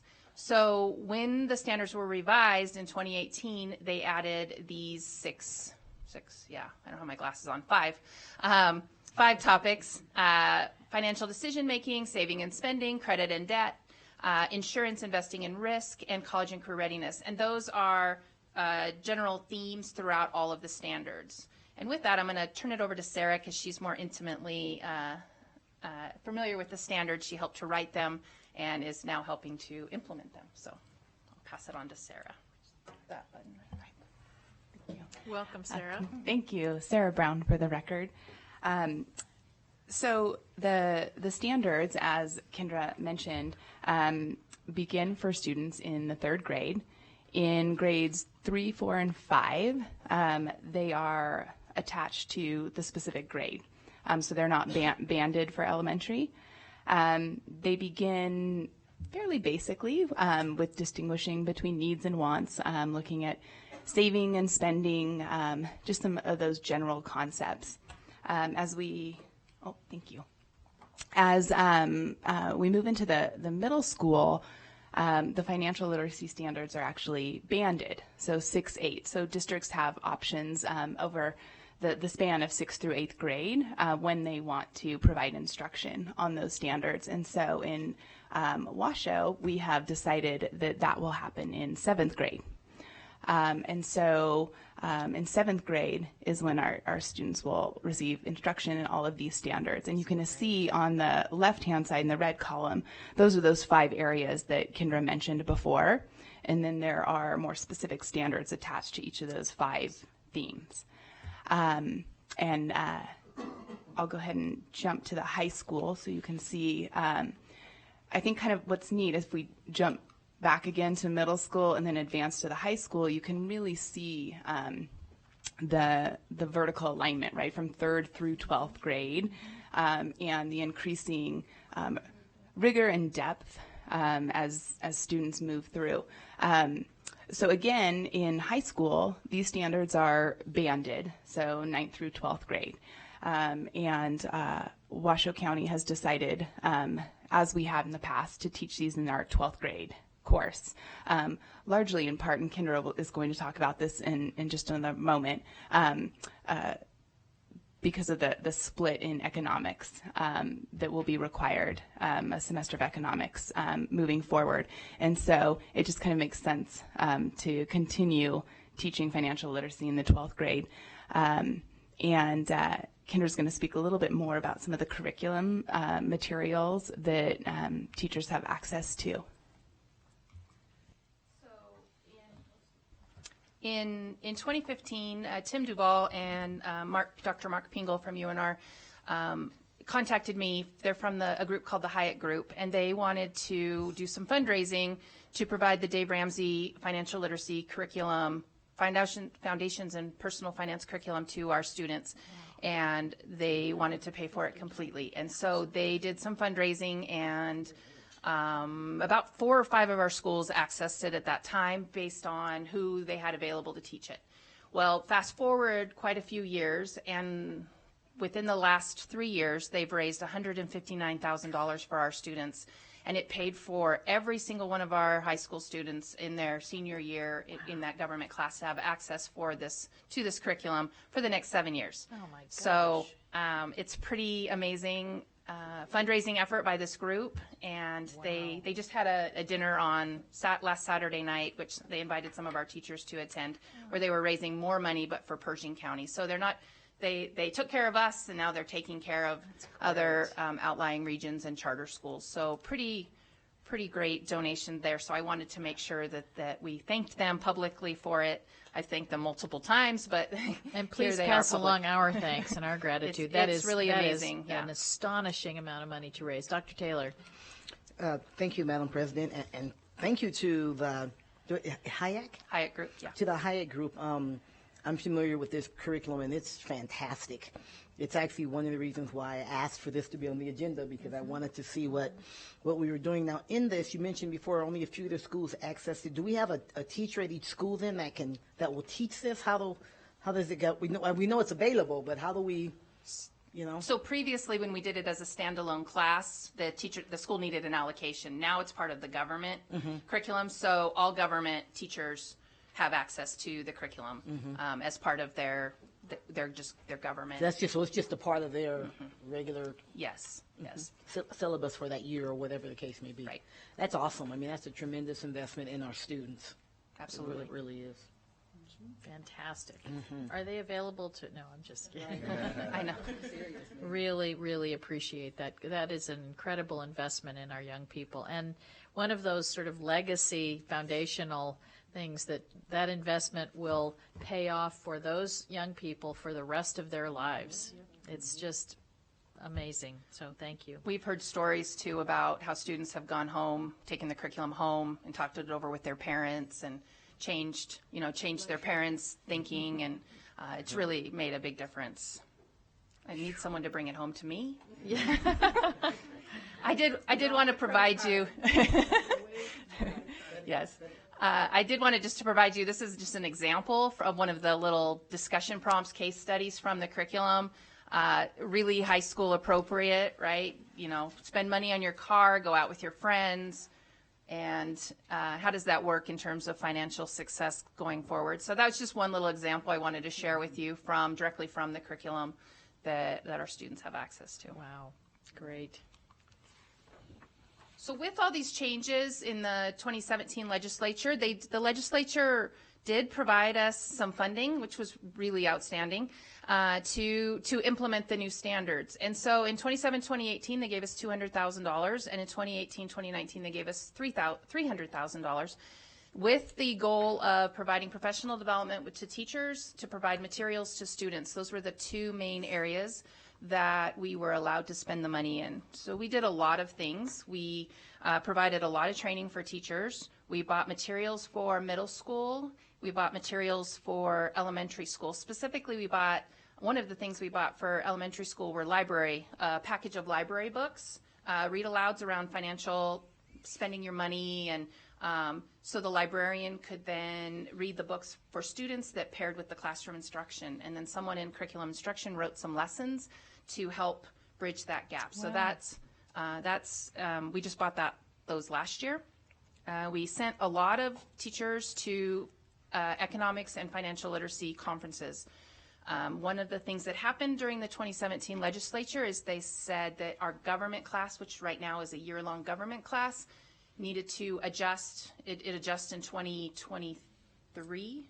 I think it's the year my youngest is a senior. So 2023, those seniors that graduate that year will take a one-semester government class and a one-semester economics class. So we needed to think about how we prepare our government teachers to be able to teach that one-semester economics class. And so we started sending people to trainings for that. We had social studies conferences that focused heavily on financial literacy. We brought some speakers in for that. We built a lot of resources that are available through our digital curriculum, or that will be available through our digital curriculum, are now currently available through our website. So a lot of things, varied things to spend the funding over the course of those 2 years, and we thank the legislature for that assistance in getting these standards implemented. Fast forward to the 2019 legislative session, they created some new programs around financial literacy. They did give us some more funding, which we just got news that we were approved for our request. The exciting part, $100,000 of that $150,000 will be used to purchase the Dave Ramsey curriculum for middle school. Oh, good. So it'll be a nice transition from middle school. They'll have that curriculum to high school. And the rest of the money will be spent on building resources and the social studies conference, and having another speaker come in and speak to our teachers about financial literacy.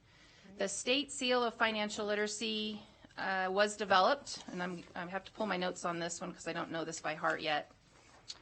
The students are able to earn the state seal of financial literacy. As you know, we have a multitude of seals and certificates on our diploma now. This is one more. Although this one is a little bit harder for our students to earn, primarily because of just the opportunity, which we need to work on. So right now they need a 3.25 GPA on a 4.8 scale, or a 3.85 weighted. They need at least 3 credits in a subject in which instruction in financial literacy is provided. And that's really one of the sticking points, because right now we provide it in government. That's 1 credit. So they would need to take an economics course separately or 2 economics courses separately in order to achieve that. And many of our schools don't offer AP economics right now. So we would need to figure out ways to add that. And either of the following, they could earn a B in a college level course in which financial literacy is provided. So if they went and took an economics course through dual credit, they could earn it that way. Or a score of gold or higher on the ACT National Career Readiness Test. So it's not something, it's not quite as easy as some of the other seals and certificates just because of our structure. And so we need to problem solve around that to give our students some access to this seal. They also are going to designate a financial literacy month. There's a task force that the governor's putting together that will designate whatever month that is. And that's the task force that I alluded to is called their advisory council. So they will provide that. So that was the SB 314 in 2019. Did you want to add something? Yes, this is Sarah Brown for the record. I thought maybe I would just also add and speak to an earlier question about some professional development for our teachers around some of the curriculum materials. And so part of this new grant, the $150,000, is going to go towards developing essentially like one-day boot camps in the early spring around the Dave Ramsey curriculum and some of the other materials for our teachers to participate in. So, excellent. Yes, Dr. Taylor. Thank you, Madam President. In that, has there been any thought to the teachers that are going to be teaching the curriculum, for them to actually have an opportunity to take a Dave Ramsey course? Sarah Brown for the record. No, but I think that's okay. I think that's a fantastic idea. I think I myself should take the course. So I think we should explore that as part of the training and development. Yeah. Great idea, Dr. Taylor. At the very least, I think we could buy the his Money Makeover book. I bought that book for my staff last year as just a gift, and it's really a good book. So that's great. It would be something we could at least think about. Or what if I may continue, they have like one-day conferences, half-day conferences, and sometimes they go to Sacramento or something. That a friend of mine went one time, or something. It was a couple of years ago, but that might be if the course may be cost prohibitive, but it may be a professional development opportunity if there's something coming up close by, or if I don't know if they've ever had one in Reno. I don't know, but if something comes up close by, maybe it can be an opportunity for some to go as well. I know the salesman was very excited about the $100,000 we were getting ready to spend with him, and so I will. He has offered to do some professional development, so I will see what we can do to provide that. Yeah. Someone on your board asked if that professional development may include the course for the total money, whatever it's called, for the teachers that will be teaching it. Oh, they'll teach it in a whole different way if they go through the course. Oh yeah. That's great.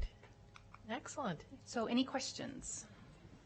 Questions, trustees? Okay, well, thank you for doing this. It's really important work, and I know those of us that have kids that have been through the school system, that was one of the things that my daughter said. She's now 32, but graduated from McQueen, and said, I wish I had learned more. I mean, I went through some things with her, but I'm certainly not qualified to teach the great stuff that they do in this course. So I just think it's a great gift to our young people. And again, we appreciate the Hyatt Group, and we appreciate the money from the state. And thank you to all of you and the teachers who are teaching it. Dr. McNeil? I just know a particular budget director that was super excited that this was on the agenda because it's about time that we start teaching financial literacy to this depth. Yeah. And then also I just want to do a shout out to our partners, Junior Achievement. I know our chief counsel sits on their board, but Junior Achievement does a lot for our school district in providing financial literacy. So I just want to do a shout out for JA. So thank you. Great. Okay, thank you. Okay, trustees, I want to check in. We've been sitting here for another 2 hours, but we have so much to do. I think we should just power through the Whitewater. What do you think? Okay, and Katie signed boot camp. And if any of you need to get up and get something, I know you will. So, okay, next up, discussion possible action to approve the appointment of 2 student advisors. Whoop, whoop. who currently serve as members of the Student Advisory Council to the Sexuality, Health, and Responsibility Education Share Advisory Committee in a non-voting capacity. Absolutely cool idea. Didn't this come from you, Nathan? Wasn't this, you kind of said, why don't we do this? I was just the one who suggested it. I think it was actually you who proposed it, technically. Well, it's great that we can have student voice and really have it matter in our district. So kudos. Ben, Deborah, Rochelle, who's going to kick off?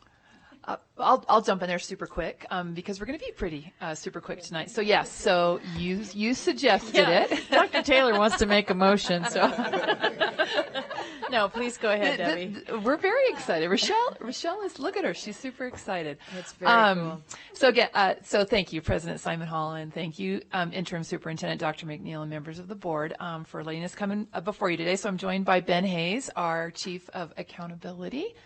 And Rochelle Proctor, you know her very well, our share facilitator. So we're going to kind of take turns going through the presentation, and we're actually asking something of you tonight as well. So thank you. All in favor? No. Go ahead, please. For the record, Ben Hayes.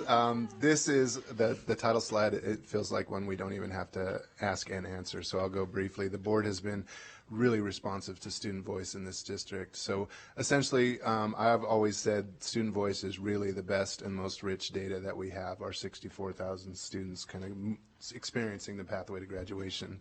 So essentially this slide is the foundations of it are really work for a long time with kids, listen to their voice. If we're asking for their voice and they're being kind enough and articulate enough to give it to us, we have an obligation to use it and give them some share in the power. So.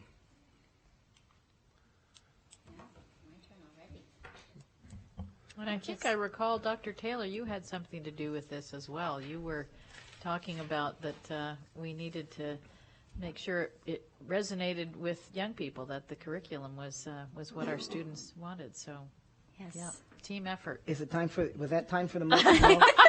No, sorry. Rochelle, go ahead. My bad. Sorry. You know, I'm going to make it really quick. So Rochelle Proctor for the record, and just some of the importance and the reason why it's kind of repeating on what Ben just said, but having that person, it's relevant to students and their peers. You know, they have the firsthand knowledge of what their peers are talking about.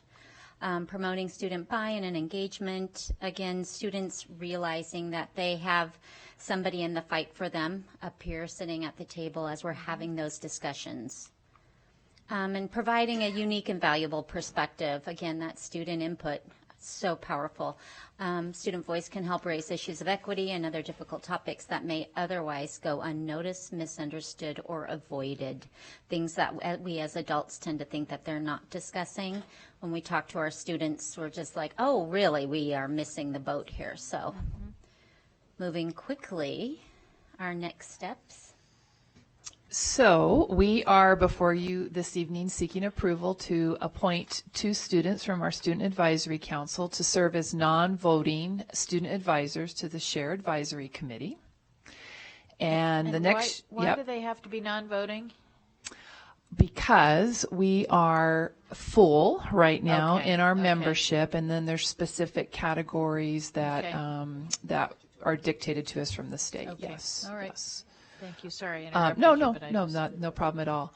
Our next, we just wanted to share with you too, and we do have a correction on this next bullet. Our next Share Advisory Committee meeting is now scheduled actually for December 11th. We need to find a replacement for a member who has stepped down, so that will give us enough time to do our due diligence. So we are hoping that our 2 students will join us with your approval at that December 11th meeting. Excellent. Okay, now, are there any questions? Any questions? Yes, Trustee Caudill. Are the 2 students going to rotate, or is it going to be appointing 2 students by name, and those are the 2 that will always be there? I will jump in there. I think our initial thought that we would have 2 students assigned maybe on a yearly basis. The Share Advisory Committee, I don't even want to say actually how many times on average they meet. It kind of depends on the work that needs to be done, and it's work that builds as we go through a school year or we work through a particular level of curriculum. As you know, we're going to be starting our middle school curriculum proposed changes here soon. So I think that would be our hope, that we would have the students serve for a year. Okay. Any other questions before Dr. Taylor jumps in? Okay, go ahead, Dr. Taylor. Thank you, Madam President. No, this really is important, and I do recall talking about it before. So I move that the Board of Trustees approves the appointment of 2 members of the Student Advisory Council to serve as non-voting student advisors to the Share Advisory Committee. Okay, is there a second? Second by Vice President Raymond. Quick under discussion, so how will the 2 be selected? Will they be selected by the Advisory Council? By the Student Advisory Council themselves, yes. So they'll elect their own representatives. Good, okay. All in favor, please signify by saying aye. Aye. Any opposed? Motion carries. Great, thank you so much. And I just want to applaud our district leadership for being open to all of this kind of stuff. Not only being open, but really encouraging us and pushing us to support student voice. So it's not that way everywhere. So I think together we're all a good team for supporting student voice. Okay, thanks. Okay, now we are really changing gears and spending $230 million. Our next item is presentation, discussion, and possible action to approve the recommendations of the Capital Funding Protection Committee, Washoe County School District Capital Improvement 2019-20B Major Project Program in the amount of $230,100,000 to include projects throughout the Washoe County School District pursuant to the attached list of program projects and associated costs for each project. They're all coming back. It's not personal, but and we have, of course, Pete Etchard and Adam Searcy, and great job last night at O'Brien. I think that went really well, so thank you. We're moving and grooving, so go ahead. Okay, absolutely. Thank you. For the record, Adam Searcy, Facilities Management.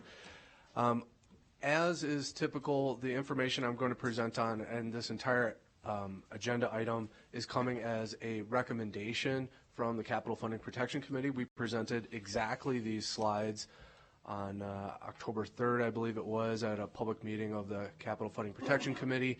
They unanimously approved or made this recommendation, and I'm presenting this information on their behalf again. So the format, we will run through all of the information.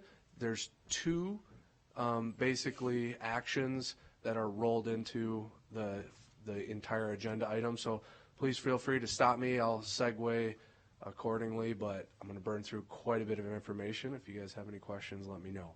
Okay. All right, so the first one pertains to Wild Creek. And in a nutshell, the new high school at the Wild Creek area, in a nutshell, we're looking for full construction budget funding approval in this action item. So this is kind of the overview of the background information. This is all background information. This is a slide you've seen before, but basically illustrating we're going to deliver this project through a series of likely 4 separate construction contracts, and you can see kind of the cadence of when those will be bid and move into construction phases there. We're on time for all of that. Part of the construction budget not only is the bulldozers and the steel and the bricks, but also the FF&E, the furniture, fixtures, and equipment that we actually have to put into the school. These are essentially products, commodities that we purchase, the school district purchases directly outside of the construction contract. And as you can imagine, in a high school suitable for over 2,000 students, this is a considerable amount of FF&E. So we're talking about tables, desks, chairs, books, but also computers, band instruments, band uniforms, football helmets, et cetera, et cetera, et cetera. In a high school, the number gets much larger than in middles or elementaries. So I'm going to, these slides reflect back on information we've presented in previous months to capital funding and the school board illustrating previous estimates. In this case, in August, we presented an estimate of between 15 and 18 million, and on further analysis, are bringing forward an estimate of 15.9 million for this component of the proposed construction budget. Also associated with the necessary costs to deliver this project, not only the construction, not only the FF&E, but what we term as construction professional services. So there's a lot of text on these next two slides trying to describe what this entails. A lot of specialized professionals who have certifications, professional licensures, many of which are actually required by city code. A lot have to do with structural elements of the facility to ensure that they are constructed accordingly. I won't read through all of that, but WCSD staff time, not only, there's salaried staff, considerable time anticipated, such as myself and others, but a lot of this talks about our field inspectors and some of the in-house staff who will be managing that FF&E workload. Thousands and tens of thousands of man hours there. On this next slide, continue breakdown of the scope of the construction professional services. Want to highlight, previously we had presented an estimated range between 8 and 10 million for this particular category of this budget allocation. Unfortunately, on further analysis, we realized that we had omitted, significantly underestimated the construction professional, or the staff augmentation and the in-house staff time. So that's basically a bust that I need to own. This was an in-house estimate, but a budgetary estimate that we intend to bring the project in for less than. Today we're bringing forward, as a component of all of this recommendation, an amount of 14.5 million for all of this work. Adam, can you just, and I appreciate the sense of responsibility for it, can you just sort of give us an idea of where we went wrong in getting that budget estimate more accurate? What changed? The biggest bust was the in-house staff time. I completely forgot to account for the various classified staff who will be charging. I mean, typically all of our projects, the classified staff charges their time to the projects. That's built into the project budget.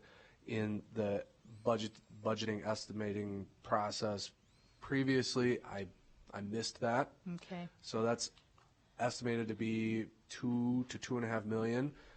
Again, upwards of 15,000 man hours associated with school district staff time alone. Wow.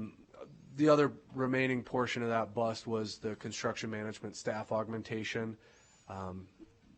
Basically, I looked at, we had maybe too short of a period of time, really looking at that staff augmentation to extend well beyond the first day of school. There continues to be closeout and warranty and punch list things. It's not over. And so extending that time period out and the additional man hours associated with that really increased that number in our estimate, and I wanted to bring an appropriate budget here for tonight's consideration. Great, so good. Those are really the two biggest busts. I'm glad you found it, and that certainly, as you say, we've opened schools this year. We've learned that it doesn't stop just when the doors open. So I'm sure that won't happen in the future. So thank you. I myself, when I was the budget director at Washoe Medical Center, forgot to include the emergency department supplies in the budget one year when I was modeling the rates that we had to charge. That was a really good one too. So I can sympathize with the feeling of leaving something out. So, well, and we've gone through these multiples of times now. Each time we've gained information, we've reduced contingency because we have greater knowledge. We've had a diversity of eyes on all different elements.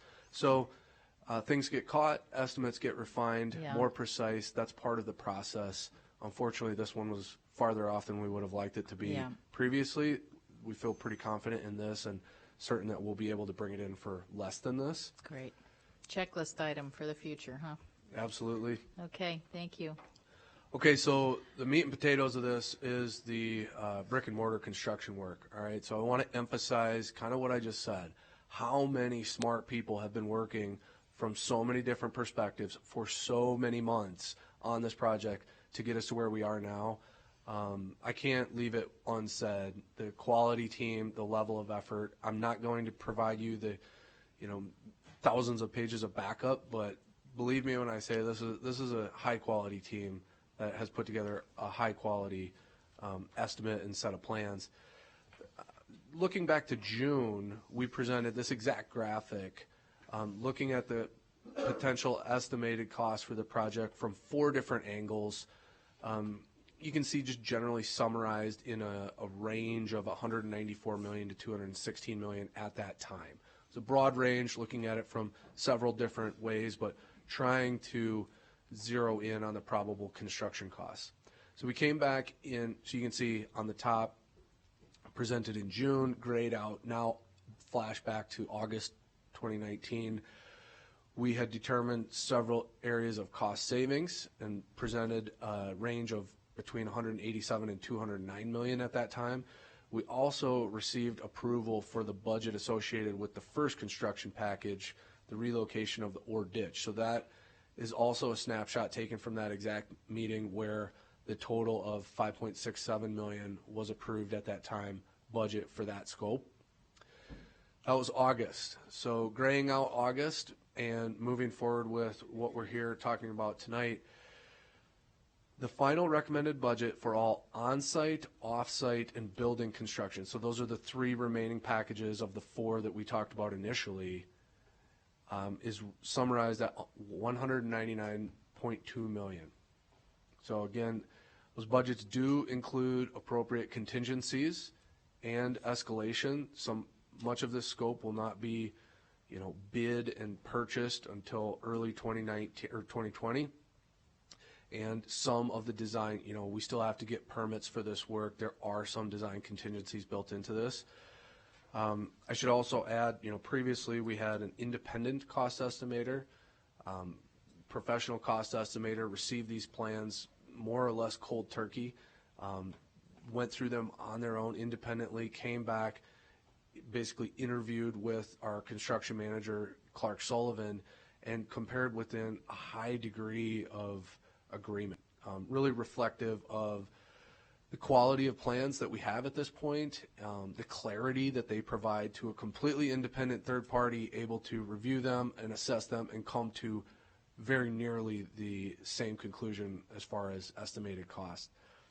So just for completeness, 199.2 is what is being recommended for approval this evening, but 199.2 plus the previously approved 5.17 for the first construction package is the 204.37. It's the grand total recommended budget for the construction scope associated with this project. And then most importantly, this is a budget. This is a not to exceed budget. All of this construction work will be publicly advertised and competitively awarded. We expect to generate tremendous value through that process, and you're going to hear later this evening, already realized that on the first construction package for the ore ditch. So we expect to deliver this construction scope for less than this estimated amount. So any questions on this? I'm throwing a lot of numbers. Are you following the 4 packages and the way I'm kind of laying it out there? This is basically a table with the same information in it that I've just gone through. We've seen it in this format multiple of times, so just presenting it in this format. That first row, final recommended budget, that's what we're up for approval this evening. The 199.2 for construction, the 15.9 for the FF&E, and the 14.5 for construction professional services for the total. The ore ditch, in parentheses, previously approved. So again, that's just for completeness and information, and then just the sum totals at the bottom for information. Really, that first line is what's up for action. you're kidding. I hope that wasn't the text that I Can somebody in the Do we need- facilities department?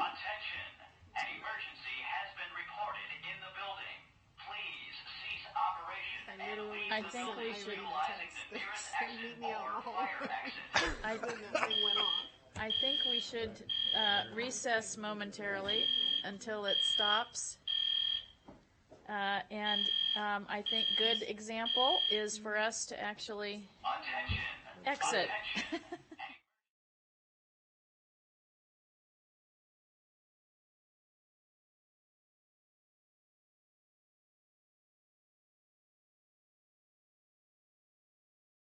The dense numbers associated. This is just a summary and next steps.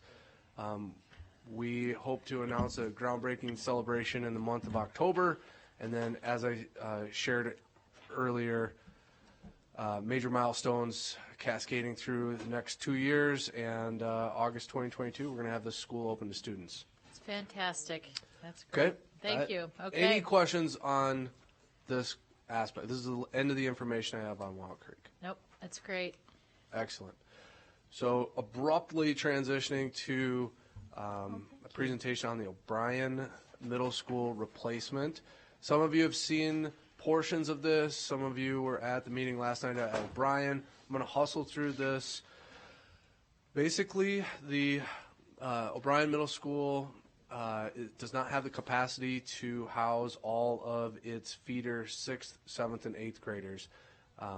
There's significant growth forecasted in that area, and we've embarked on a study to analyze what might be done to that facility to provide additional capacity, allowing us to relieve existing overcrowding, future growth, and bring all 6th, 7th, and 8th graders up into that school. So this is the enrollment zone, all of really Lemon Valley, Golden Valley, and most of Stead, if you're familiar with that area. These are this is the existing layout of O'Brien. Many of you are very familiar with the school. It's got some significant challenges, but as I mentioned, does not have the space or capacity to bring up all the 6th graders. So with help of TSK Architects, initiated a facility assessment report. Really, this gives us sort of a data-driven basis for a decision-making as far as what we might do to modify this facility. This one looks at some industry standard metrics, capacity, the cost of replacement, basically looking at all of the deficient. Okay, this is not funny.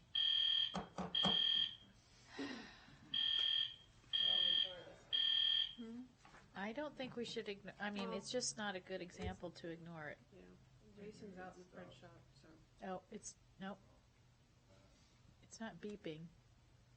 Okay, let's keep going then. It's not. There's no voice telling us to leave yet. I'm sorry, Adam. This is. Yeah. Go ahead. No.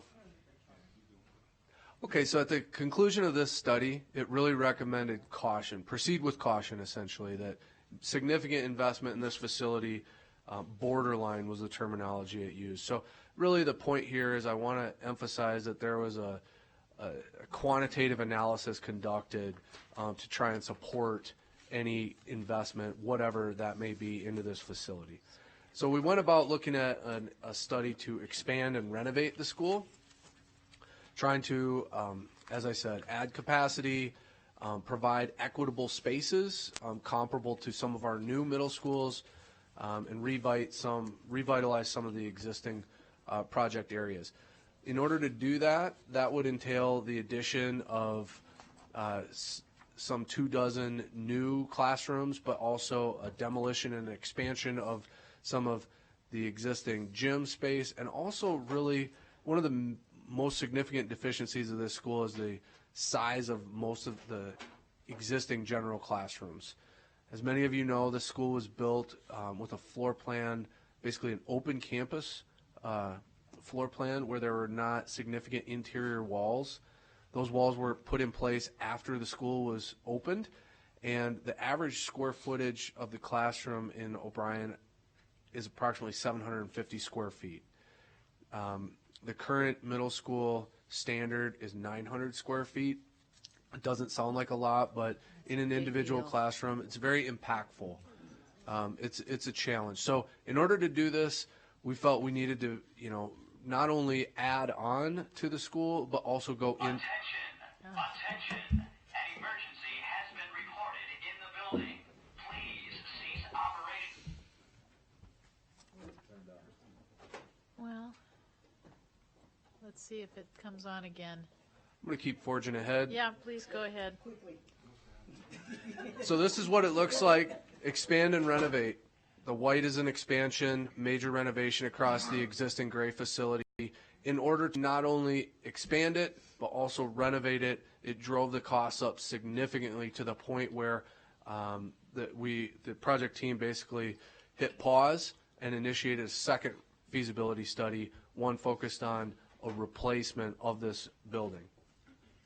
So similar goals and objectives, achieve the academic equity, the capacity necessary, but do so in a new building configuration.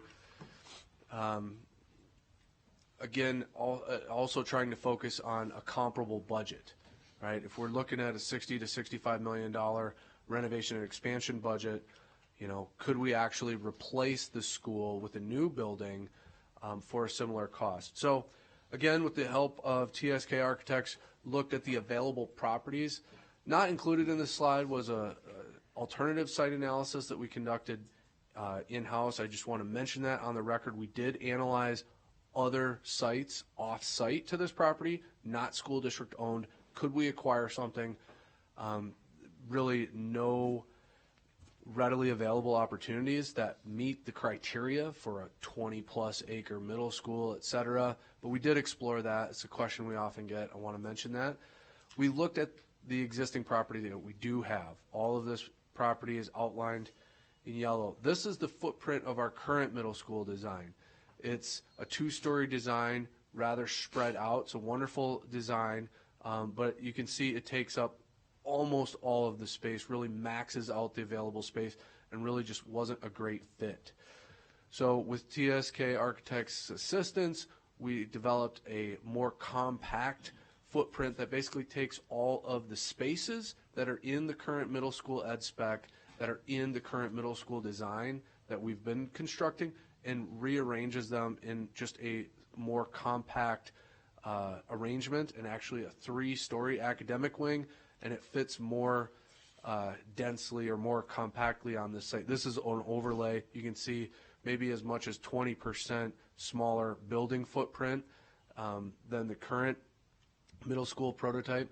So we moved a little bit deeper into this, analyzed the spaces. This is just a program diagram laying out some of the different areas. The blue area is the general learning classroom space. So you might recognize some similarities to the Wild Creek floor plan, the new elementary school floor plan, where the classrooms ring the exterior and the interior are some hub spaces and collaboration spaces, et cetera. But this would be a three-story academic wing, so you would have two basically mirror image floors on top of the first floor on the academic general classroom area only.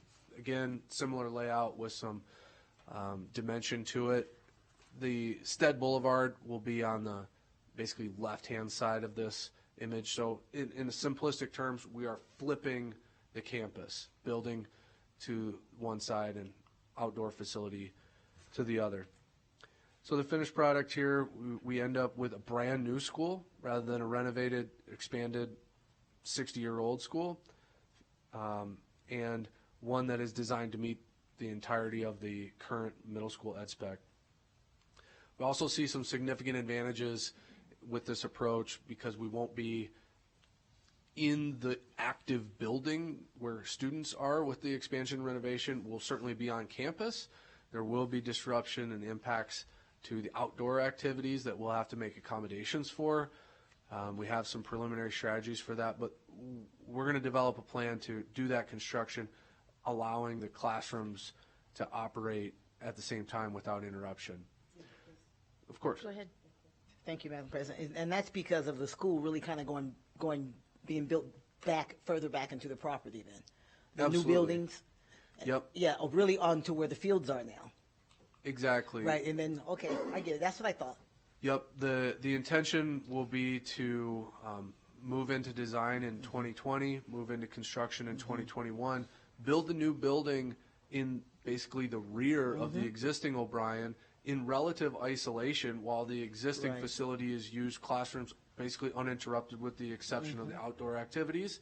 Then in August 2022, we'll bring the students back. Right. They'll go into the new building. Then the old building is raised, replaced with athletic facilities. By August 2023, the entire project's complete. No more impact. We see some real opportunities with this, not only with the superior finished product, but some opportunities to mitigate some issues. Stead Boulevard and traffic and safety issues associated with it are problematic. We really see some opportunities to move the needle in a positive direction with this project, creating a safer campus.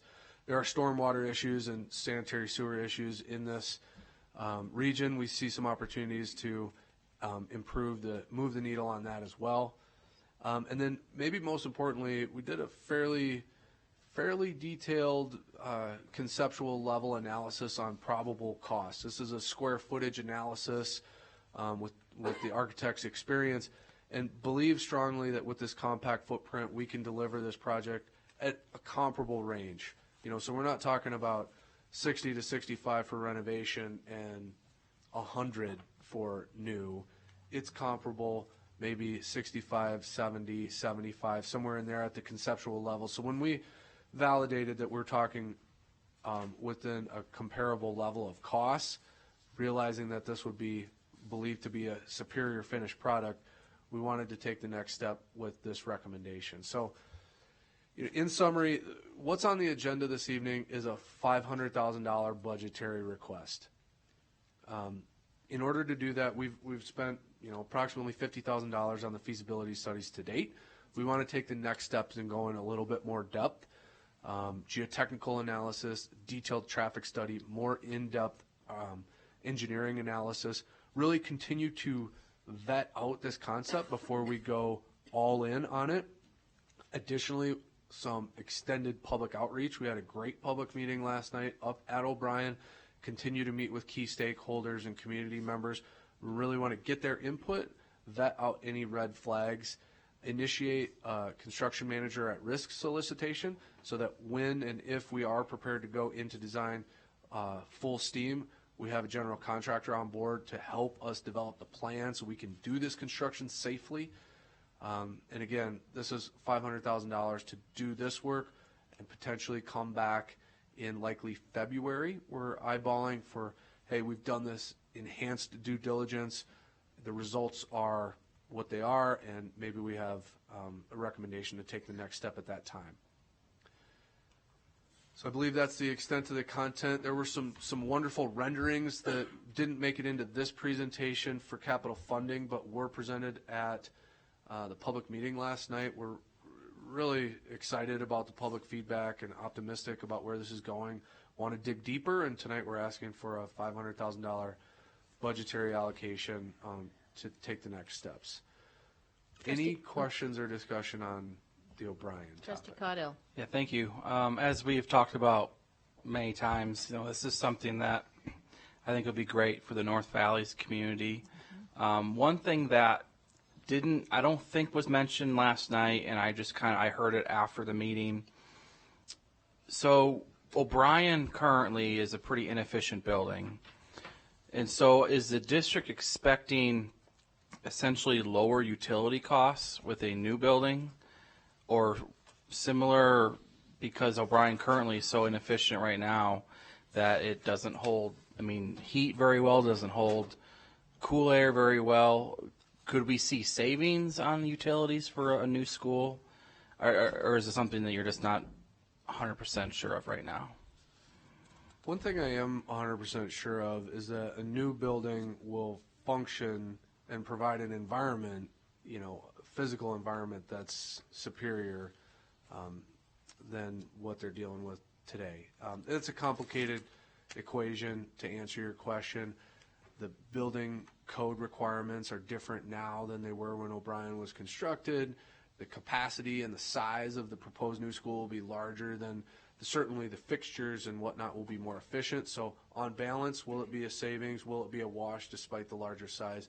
Too early to say, but it'll be a modern, brand new school, and it will certainly function and control the environment much better than O'Brien does today. Maybe I'll add on one thing, and I'd be glad to send this out, maybe in the superintendent's highlights, is Dr. Jason Geddes did a fantastic study of looking at our kind of pre-1990 schools, our kind of 2000 schools, and kind of then looking at what our modern schools do energy-wise. The cost per student, the cost per square foot, just all the different features. Most of it's based on code, but it's also decisions we've made as a district on what we want to put into our schools. And I'd like to, I'll send that back out for the trustees to take a look at. I think it's been quite some time since you've probably seen that. Great. Okay, other questions? This is, again, another step forward in keeping our promises, and really, really much appreciated, as Trustee Caudill said, by the folks in the North Valleys. Good meeting last night. Adam did a great job presenting, as did Dr. McNeil and Kevin from TSK. And the community is just so excited that we are investing this kind of attention. It's really been an equity issue, as we know, and for those young scholars to be educated in classrooms that are 750 square feet when everyone else has, larger classrooms and better facilities, it's really time for us to move forward on this. And again, just thank you to the entire team that is working on all of this simultaneously, bringing these massive projects forward. I mean, any one of the things that you all have accomplished in the last couple of years would be a career-changing project for most folks in school district capital facilities management. And we also, of course, want to thank the Capital Funding Protection Committee members who asked very good questions. I was at that meeting as well with them, and ask very good questions, hard questions, and really give a lot of scrutiny to our projects so we can have a lot of faith when those recommendations come forward from them. So thank you all for all of that. I do want to mention that we did in public comment have today a question as to why we have not hired the capital projects auditor yet, and we can have that conversation later, but I did say that certainly our capital budgets are part of our overall audit, and it's not that work is not being done. So, but just wanted to let you guys know that. Any further questions or anything else you want to add? Well, there's one final slide, and I think you've seen this one many times. This is the actual recommendation. So there's two budget request items that Adam went through, the $229,600,000 for the high school at Wild Creek and the $500,000 for the O'Brien Middle School. So a total of $230,100,000 is the total recommendation. You've seen the total allocation in purple, so we're up to now $818 million. Now that, again, is the total amount allocated. That's the budget amount, so that is with contingency, not the final construction cost. As we added last time in the last column in kind of the gold color, those are the ones that are actually closed out, and you can see those are always going to be less than the purple column because that's the final construction amount. We can't go over without coming back to you. So we'll have a few more final closeouts coming soon with the two middle schools and Nick Polikitis Elementary School, so we'll bring those back, and so you should see those pretty shortly. Excellent. So with that, that's the final recommendation for $230,100,000. Yes, Mr. Noble. So sorry, I just thought of this. You've probably answered this already, but while the construction at O'Brien is going on, and I know this isn't your particular area of specialty, what are the students going to do? Are they going to continue to study there while construction's going, or are they going to go somewhere else for the time being? No, great question. The classroom space, the existing facility at O'Brien will be relatively unimpacted. So they'll continue to go to school there, and we'll make accommodations for their PE and recess at that location. So Trustee Caudill, would you like to make a motion? I am. I'm ready. I move that the Board of Trustees approves the Washoe County School District Capital Improvement 2019-20B Major Project Program and associated costs for each project in the amount of $230,100,000 as recommended and forwarded to the Board of Trustees by the Capital Funding Protection Committee. And I bet Dr. Taylor would like to second that since it includes the new high school for the Wild Creek area to replace HUG. Is there any further discussion? If I may, I just want to say it really does my heart good and all of us really good when you look at areas in the community that for so long have felt like they were left out and left behind. I can imagine the energy in the room during the session last night for those families and those students realize that they aren't being left behind. So the excitement has to be fantastic. So that's why it was important for me. That was really the reason why I wanted to second this motion. Great. Okay. And also the teachers, the staff are just so excited to have a new facility. Any other discussion? Hearing none. All those in favor, please signify by saying aye. Aye. Any opposed? Motion carries. Thank you, gentlemen. Thank you to the whole team. Thank you to the Capital Funding Protection Committee. And we are on our way. Okay. And next up, approval of the guaranteed maximum price, number 1, from Clark Sullivan Construction as the construction manager at risk, CMAR. Number C-61600A, management of construction for the new comprehensive high school at Wild Creek area for the ore ditch relocation in the amount of $3,364,241 with an owner's contingency of $116,329 for a total of $3,480,570. Andrea and Adam, take it away. All right, here we are again. Adam Searcy for the record. This is what we're doing with the budget money. Okay, so this is the next step. This is the first construction project that I just spoke on related to this project. I'm going to give you a little summary of how we publicly advertised and are about to competitively award this work, but briefly a summary of kind of the history and background of this particular construction contract, right?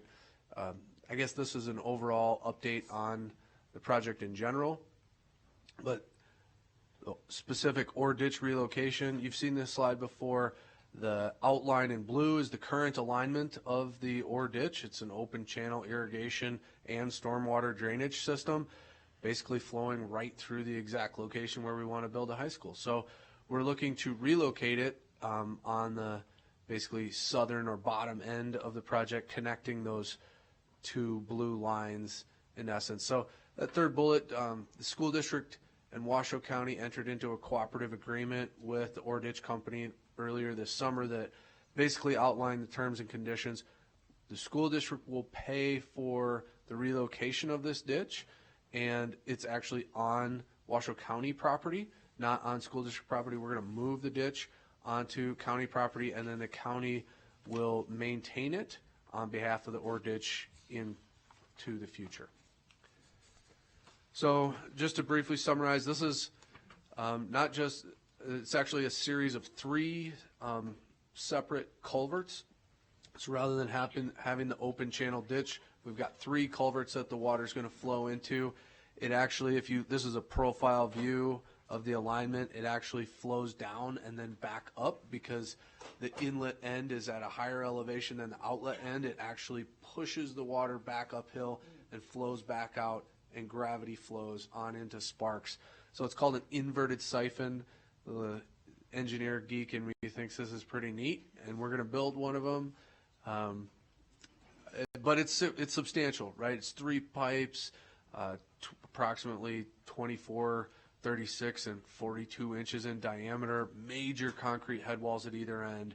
So pretty substantial work. And it must be done, the work needs to be done during the off season of irrigation. You know, this is important.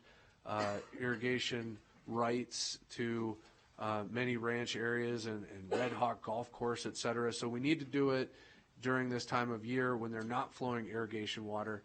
However, obviously there's a lot of risk and contingencies involved to get this work done throughout these winter months. So that's why we're moving forward with this when we are and as quickly as we are ahead of the rest of the project scope. And again, we've got that pond outlet improvements just to allow that stormwater to be managed on site. Basically return the stormwater as it flows downstream into its existing conditions. That's kind of the summary of the scope of the project. I want to let Andrea Sullivan walk you guys through how we solicited this work and are about to bring it for award. Good evening. For the record, Andrea Sullivan, Director of Procurement and Contracts. As you may recall, this CMAR was actually selected almost 2 years ago. So we've been working really closely with Clark Sullivan through the design phase for the last 2 years. And I was really excited to get to the bidding phase because that's my favorite part. But before they can put out their request for proposals, they have to pre-qualify subcontractors. And that process is outlined in NRS 338.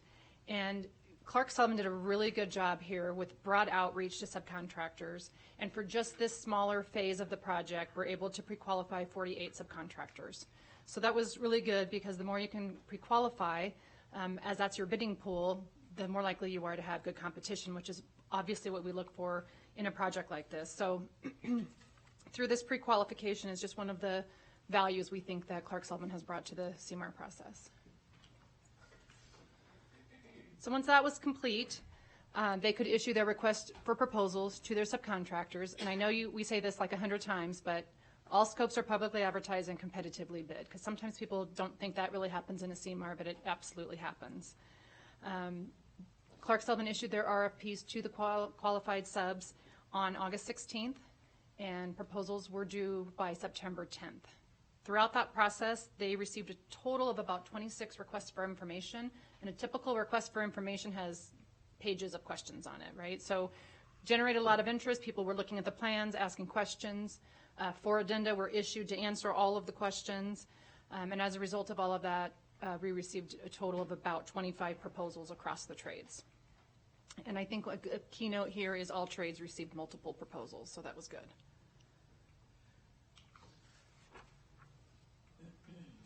So proposals were opened on September 11th, and as required by law, we had district staff there to witness the bid openings across all the trades.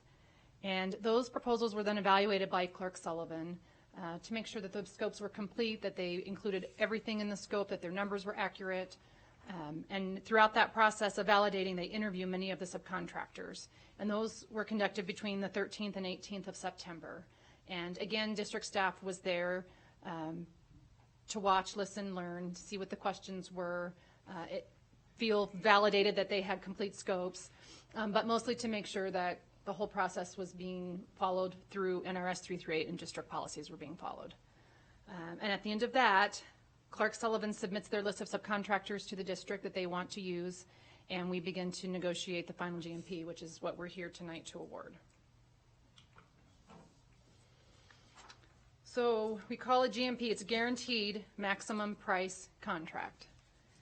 What's involved in that is, number one, the biggest cost in that is the cost of all the construction of all the trades. So all of that is in the GMP. We also have the contractor general conditions. And so this is Clark Sullivan's staff, their project manager, their superintendent. They have a field engineer that'll be on this job full time. It also includes things like their temporary office facilities, tools and equipment that they used, waste disposal, things like that. It also includes any contractor contingency. They do carry contingency on this in case an unforeseen happens while we're in the middle of construction. And then there's a few owner allowances in there. For example, we have allowances for overtime if we need to speed up the schedule to get ahead of weather or something like that. So we won't use it if we don't need it, but we have it as an allowance if we need it. And then lastly, what's in this GMP is the CMAR fee. So this is their profit and overhead amount, but it also includes all of their bonds and insurance and some other things like that. Their fee was 4.7%, and that was a fee they submitted with their proposal 2 years ago. And when we select our CMARs, we typically assign the maximum number of points, which is 20, to cost that we're allowed to by law, because, you know, having good value through this process is super important to us. So their fee was 4.7% 2 years ago. That's what they're held to today. And those things comprise most of what you see as the GMP. And then the one other thing that we're asking for you to award tonight is the owner's contingency. We also carry a small contingency through this project for any unforeseens or changes in scope that couldn't have been anticipated. I think one of the, we don't get to always say this, and so we really wanted to highlight that in this particular package, the lowest responsive bidder on every trade was selected. And in a CMAR process, the CMAR is not required by law to only select the low bidder. They can select somebody else, but in this case, they had such a great pool of subcontractors that in each of the trades, the lowest was selected, and so we really feel like this is bringing good value to the project. I think it's important to note that we've made an investment. Adam's team's been working on this for more than 2 years. We're super happy to see some of this construction come to fruition, and the CMAR process has helped us ensure a quality project that will be delivered on time while also managing risk, which is important for a $230 million project.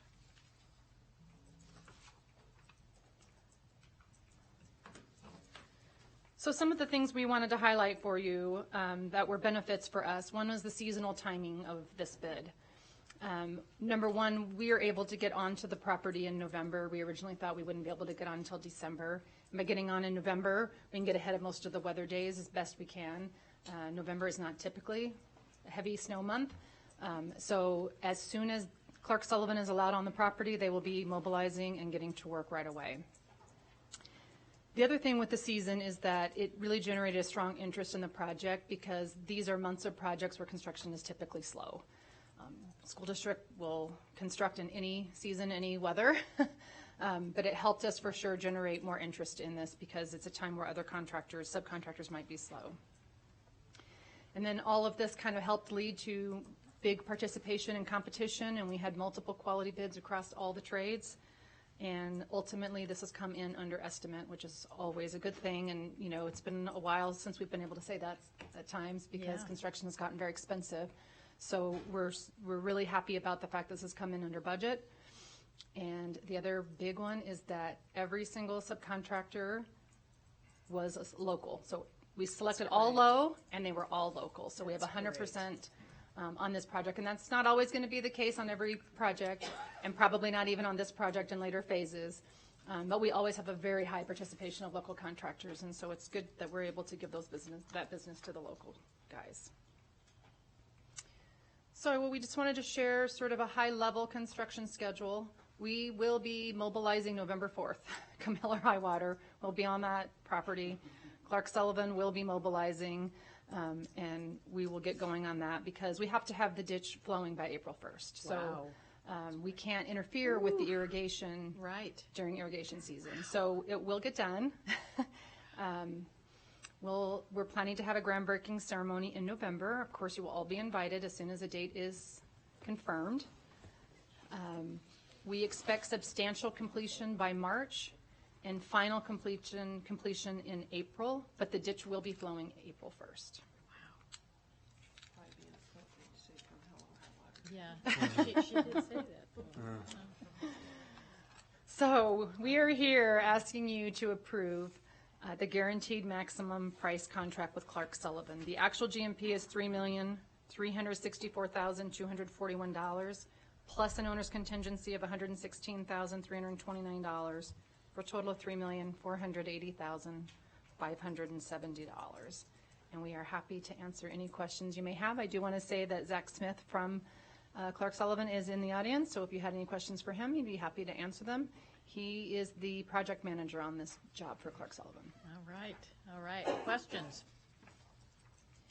I was just trying to figure out what that is as a percentage of the 226.9. I can't do it on my little tiny. Let's see. It's not much anyway. 3.5. Well, just $3.5 million of I think of the total of the 229.6. Yeah, it's what is that? Just a little over 1%. Yeah, so it's we did a 3.75 contingency on the construction cost alone, so not of the entire total cost. That's great. Okay. Any questions, comments? Very exciting. And Dr. Taylor would like to make a motion. Yes, she would. I move that the Board of Trustees approves the guaranteed maximum price, number one, from Clark Sullivan Construction as a construction manager at risk for CMAR C-61600A, management of construction for the new comprehensive high school at Wild Creek for the Oreditch relocation in the amount of $3,364,241 with an owner's contingency of $116,329 for a total of $3,480,570. Is there a second? Second by Trustee Minetto. Is there further discussion? Hearing none, all those in favor, please signify by saying aye. Aye. Any opposed? Motion carries. And again, kudos to the whole team. It's really, really a mark of, it gives me great confidence, and I know it does the other trustees, to see how methodically and systematically and comprehensively you all are addressing every single item. So thank you all so much. Okay. Nathan, you're getting to watch history being made here. Man, when do you graduate? Oh my goodness, Nathan. Which you won't. Don't even say that. Just rewind it. Okay. Let's keep moving. 4.09, Mr. Mathers, consideration of adoption of Washoe County School District Board Resolution 19-013, a resolution authorizing the district to issue general obligation limited tax school improvement bonds, additionally secured by pledged revenues, Series 2019B and Series 2020A, for the acquisition, construction, repair, and renovation of school facilities of the district in the combined aggregate principal amount not to exceed $275 million. Mr. Mathers. Thank you, Madam President. So with the approval of Wild Creek construction, we are bringing forward to you this resolution which would authorize us to sell bonds in the competitive capital markets, and that those bonds would go to fund not only Wild Creek High School that you approved tonight, but also Cold Springs Elementary School that you approved 2 months ago.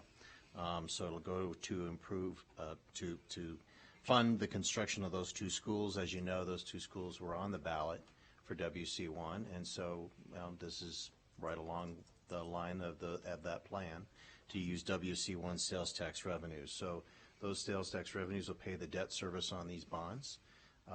As we explained in our staff report, after this sale, we will still have $40 million in authorization for WC1 bonds, and that would go to pay for a future project, which would be the Swope Middle School expansion, which you'll see in a few months.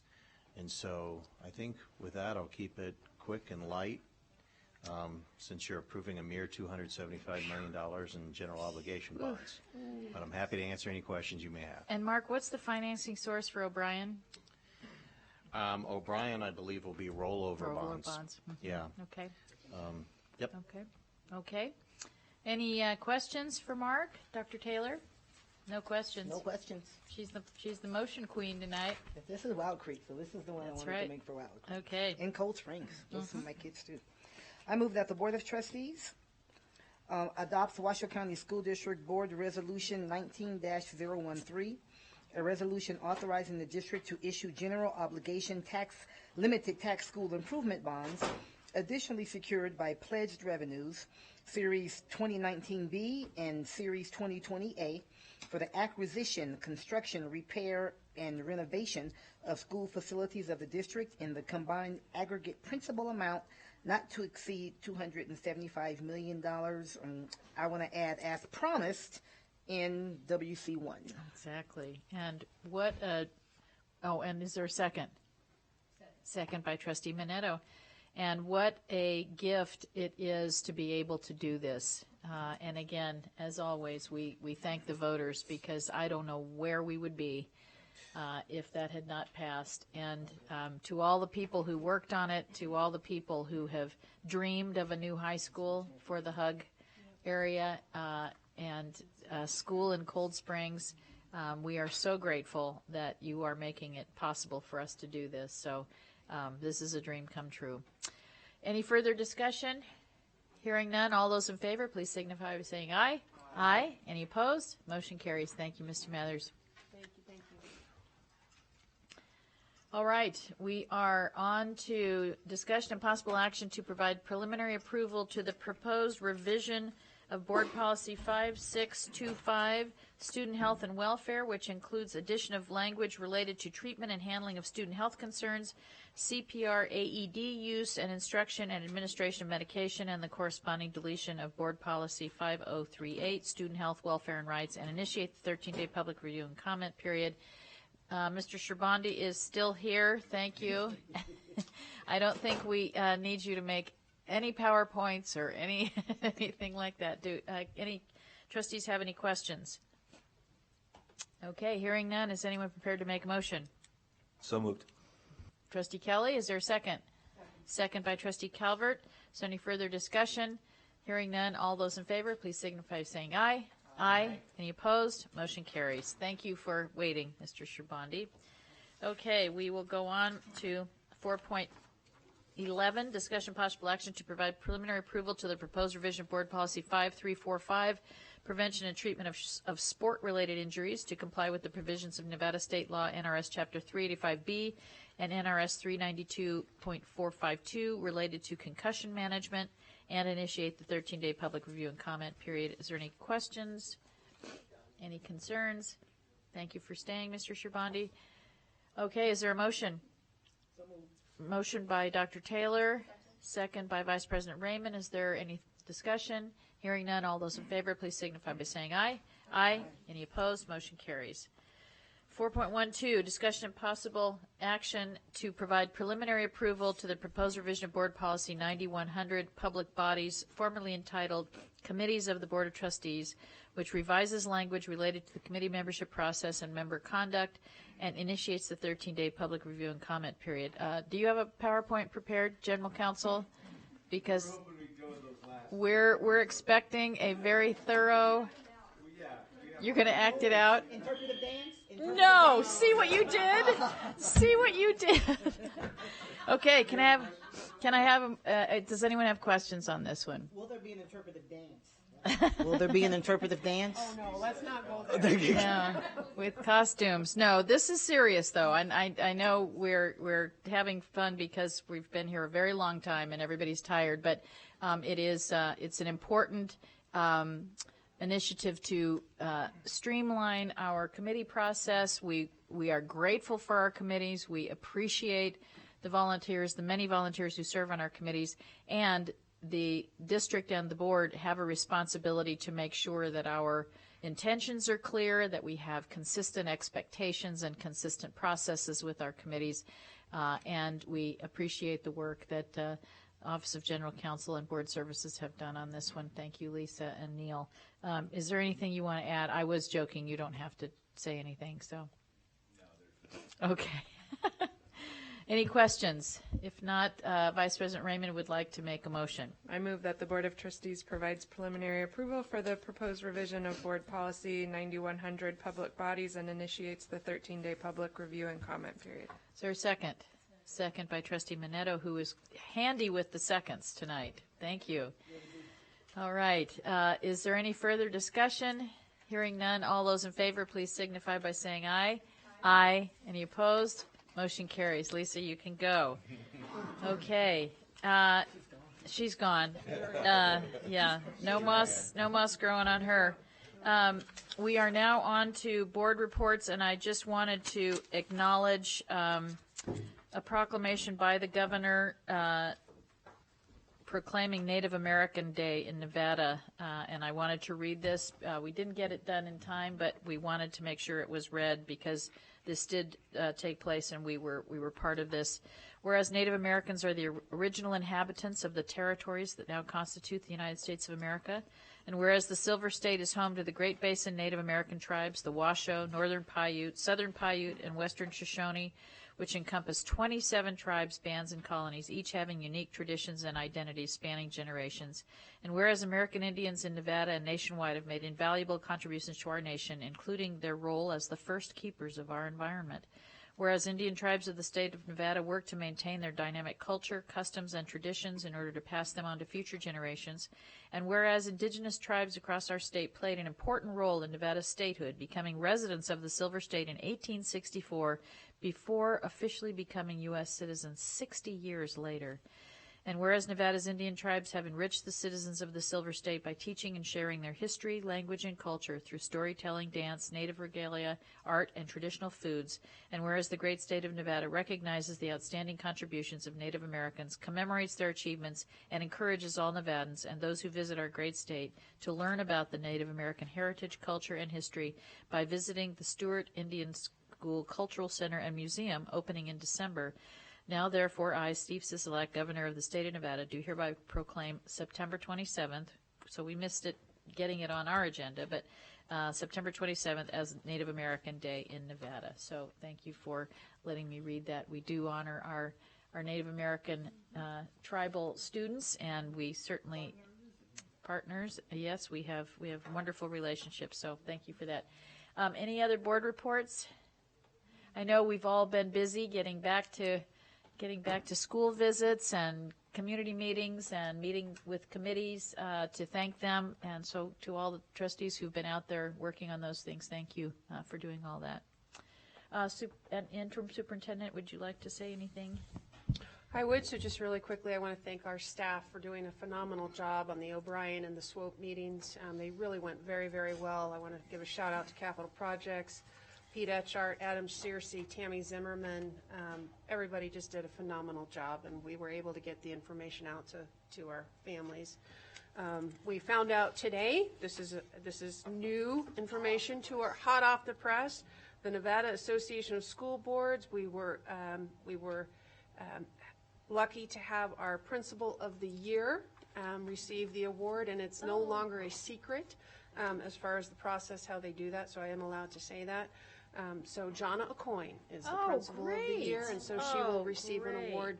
I'm hoping she knows that by now, but if she doesn't, she will now. She does. I'm sure that she is watching this. Yes. That's great. And then also, just very quickly, I alerted the board on Sunday evening and our leadership team, and I'm very, very happy to announce that I am, after a long deliberation, I got away with my family over the holiday, and we talked a lot, and talked with my mom and dad, and my fiance, and my son, and my daughter, and so I'm going to throw my hat officially into the hat for the superintendency position. So, all right. With that, yep. Okay. Done. Thank you. Thank you. And Kristen, thank you for letting us know about that, and we congratulate you on that decision, and we also thank you for stepping up to be the interim during this period, because that is no easy job. So we're very grateful for that. Okay, any future agenda item requests? Trustee Minetto. Thank you. I would like to have a presentation of some sort about the percentage of children who graduate, who then when they go to college, they have to take remedial courses because they're really not prepared to go to college. And if possible, I would like to include some of the professors and some of the parents and some of those children to talk to us. Okay. And we have had that data reported to us, but we haven't had a full presentation about it. So, yeah, we actually have had that in our strategic plan update. So, okay. Any other future agenda item requests? Okay. Is there any public comment? Okay. There being none. Lisa, you're still here. And our next meeting will be Tuesday, October 29th, here in this meeting. And with that, we are adjourned.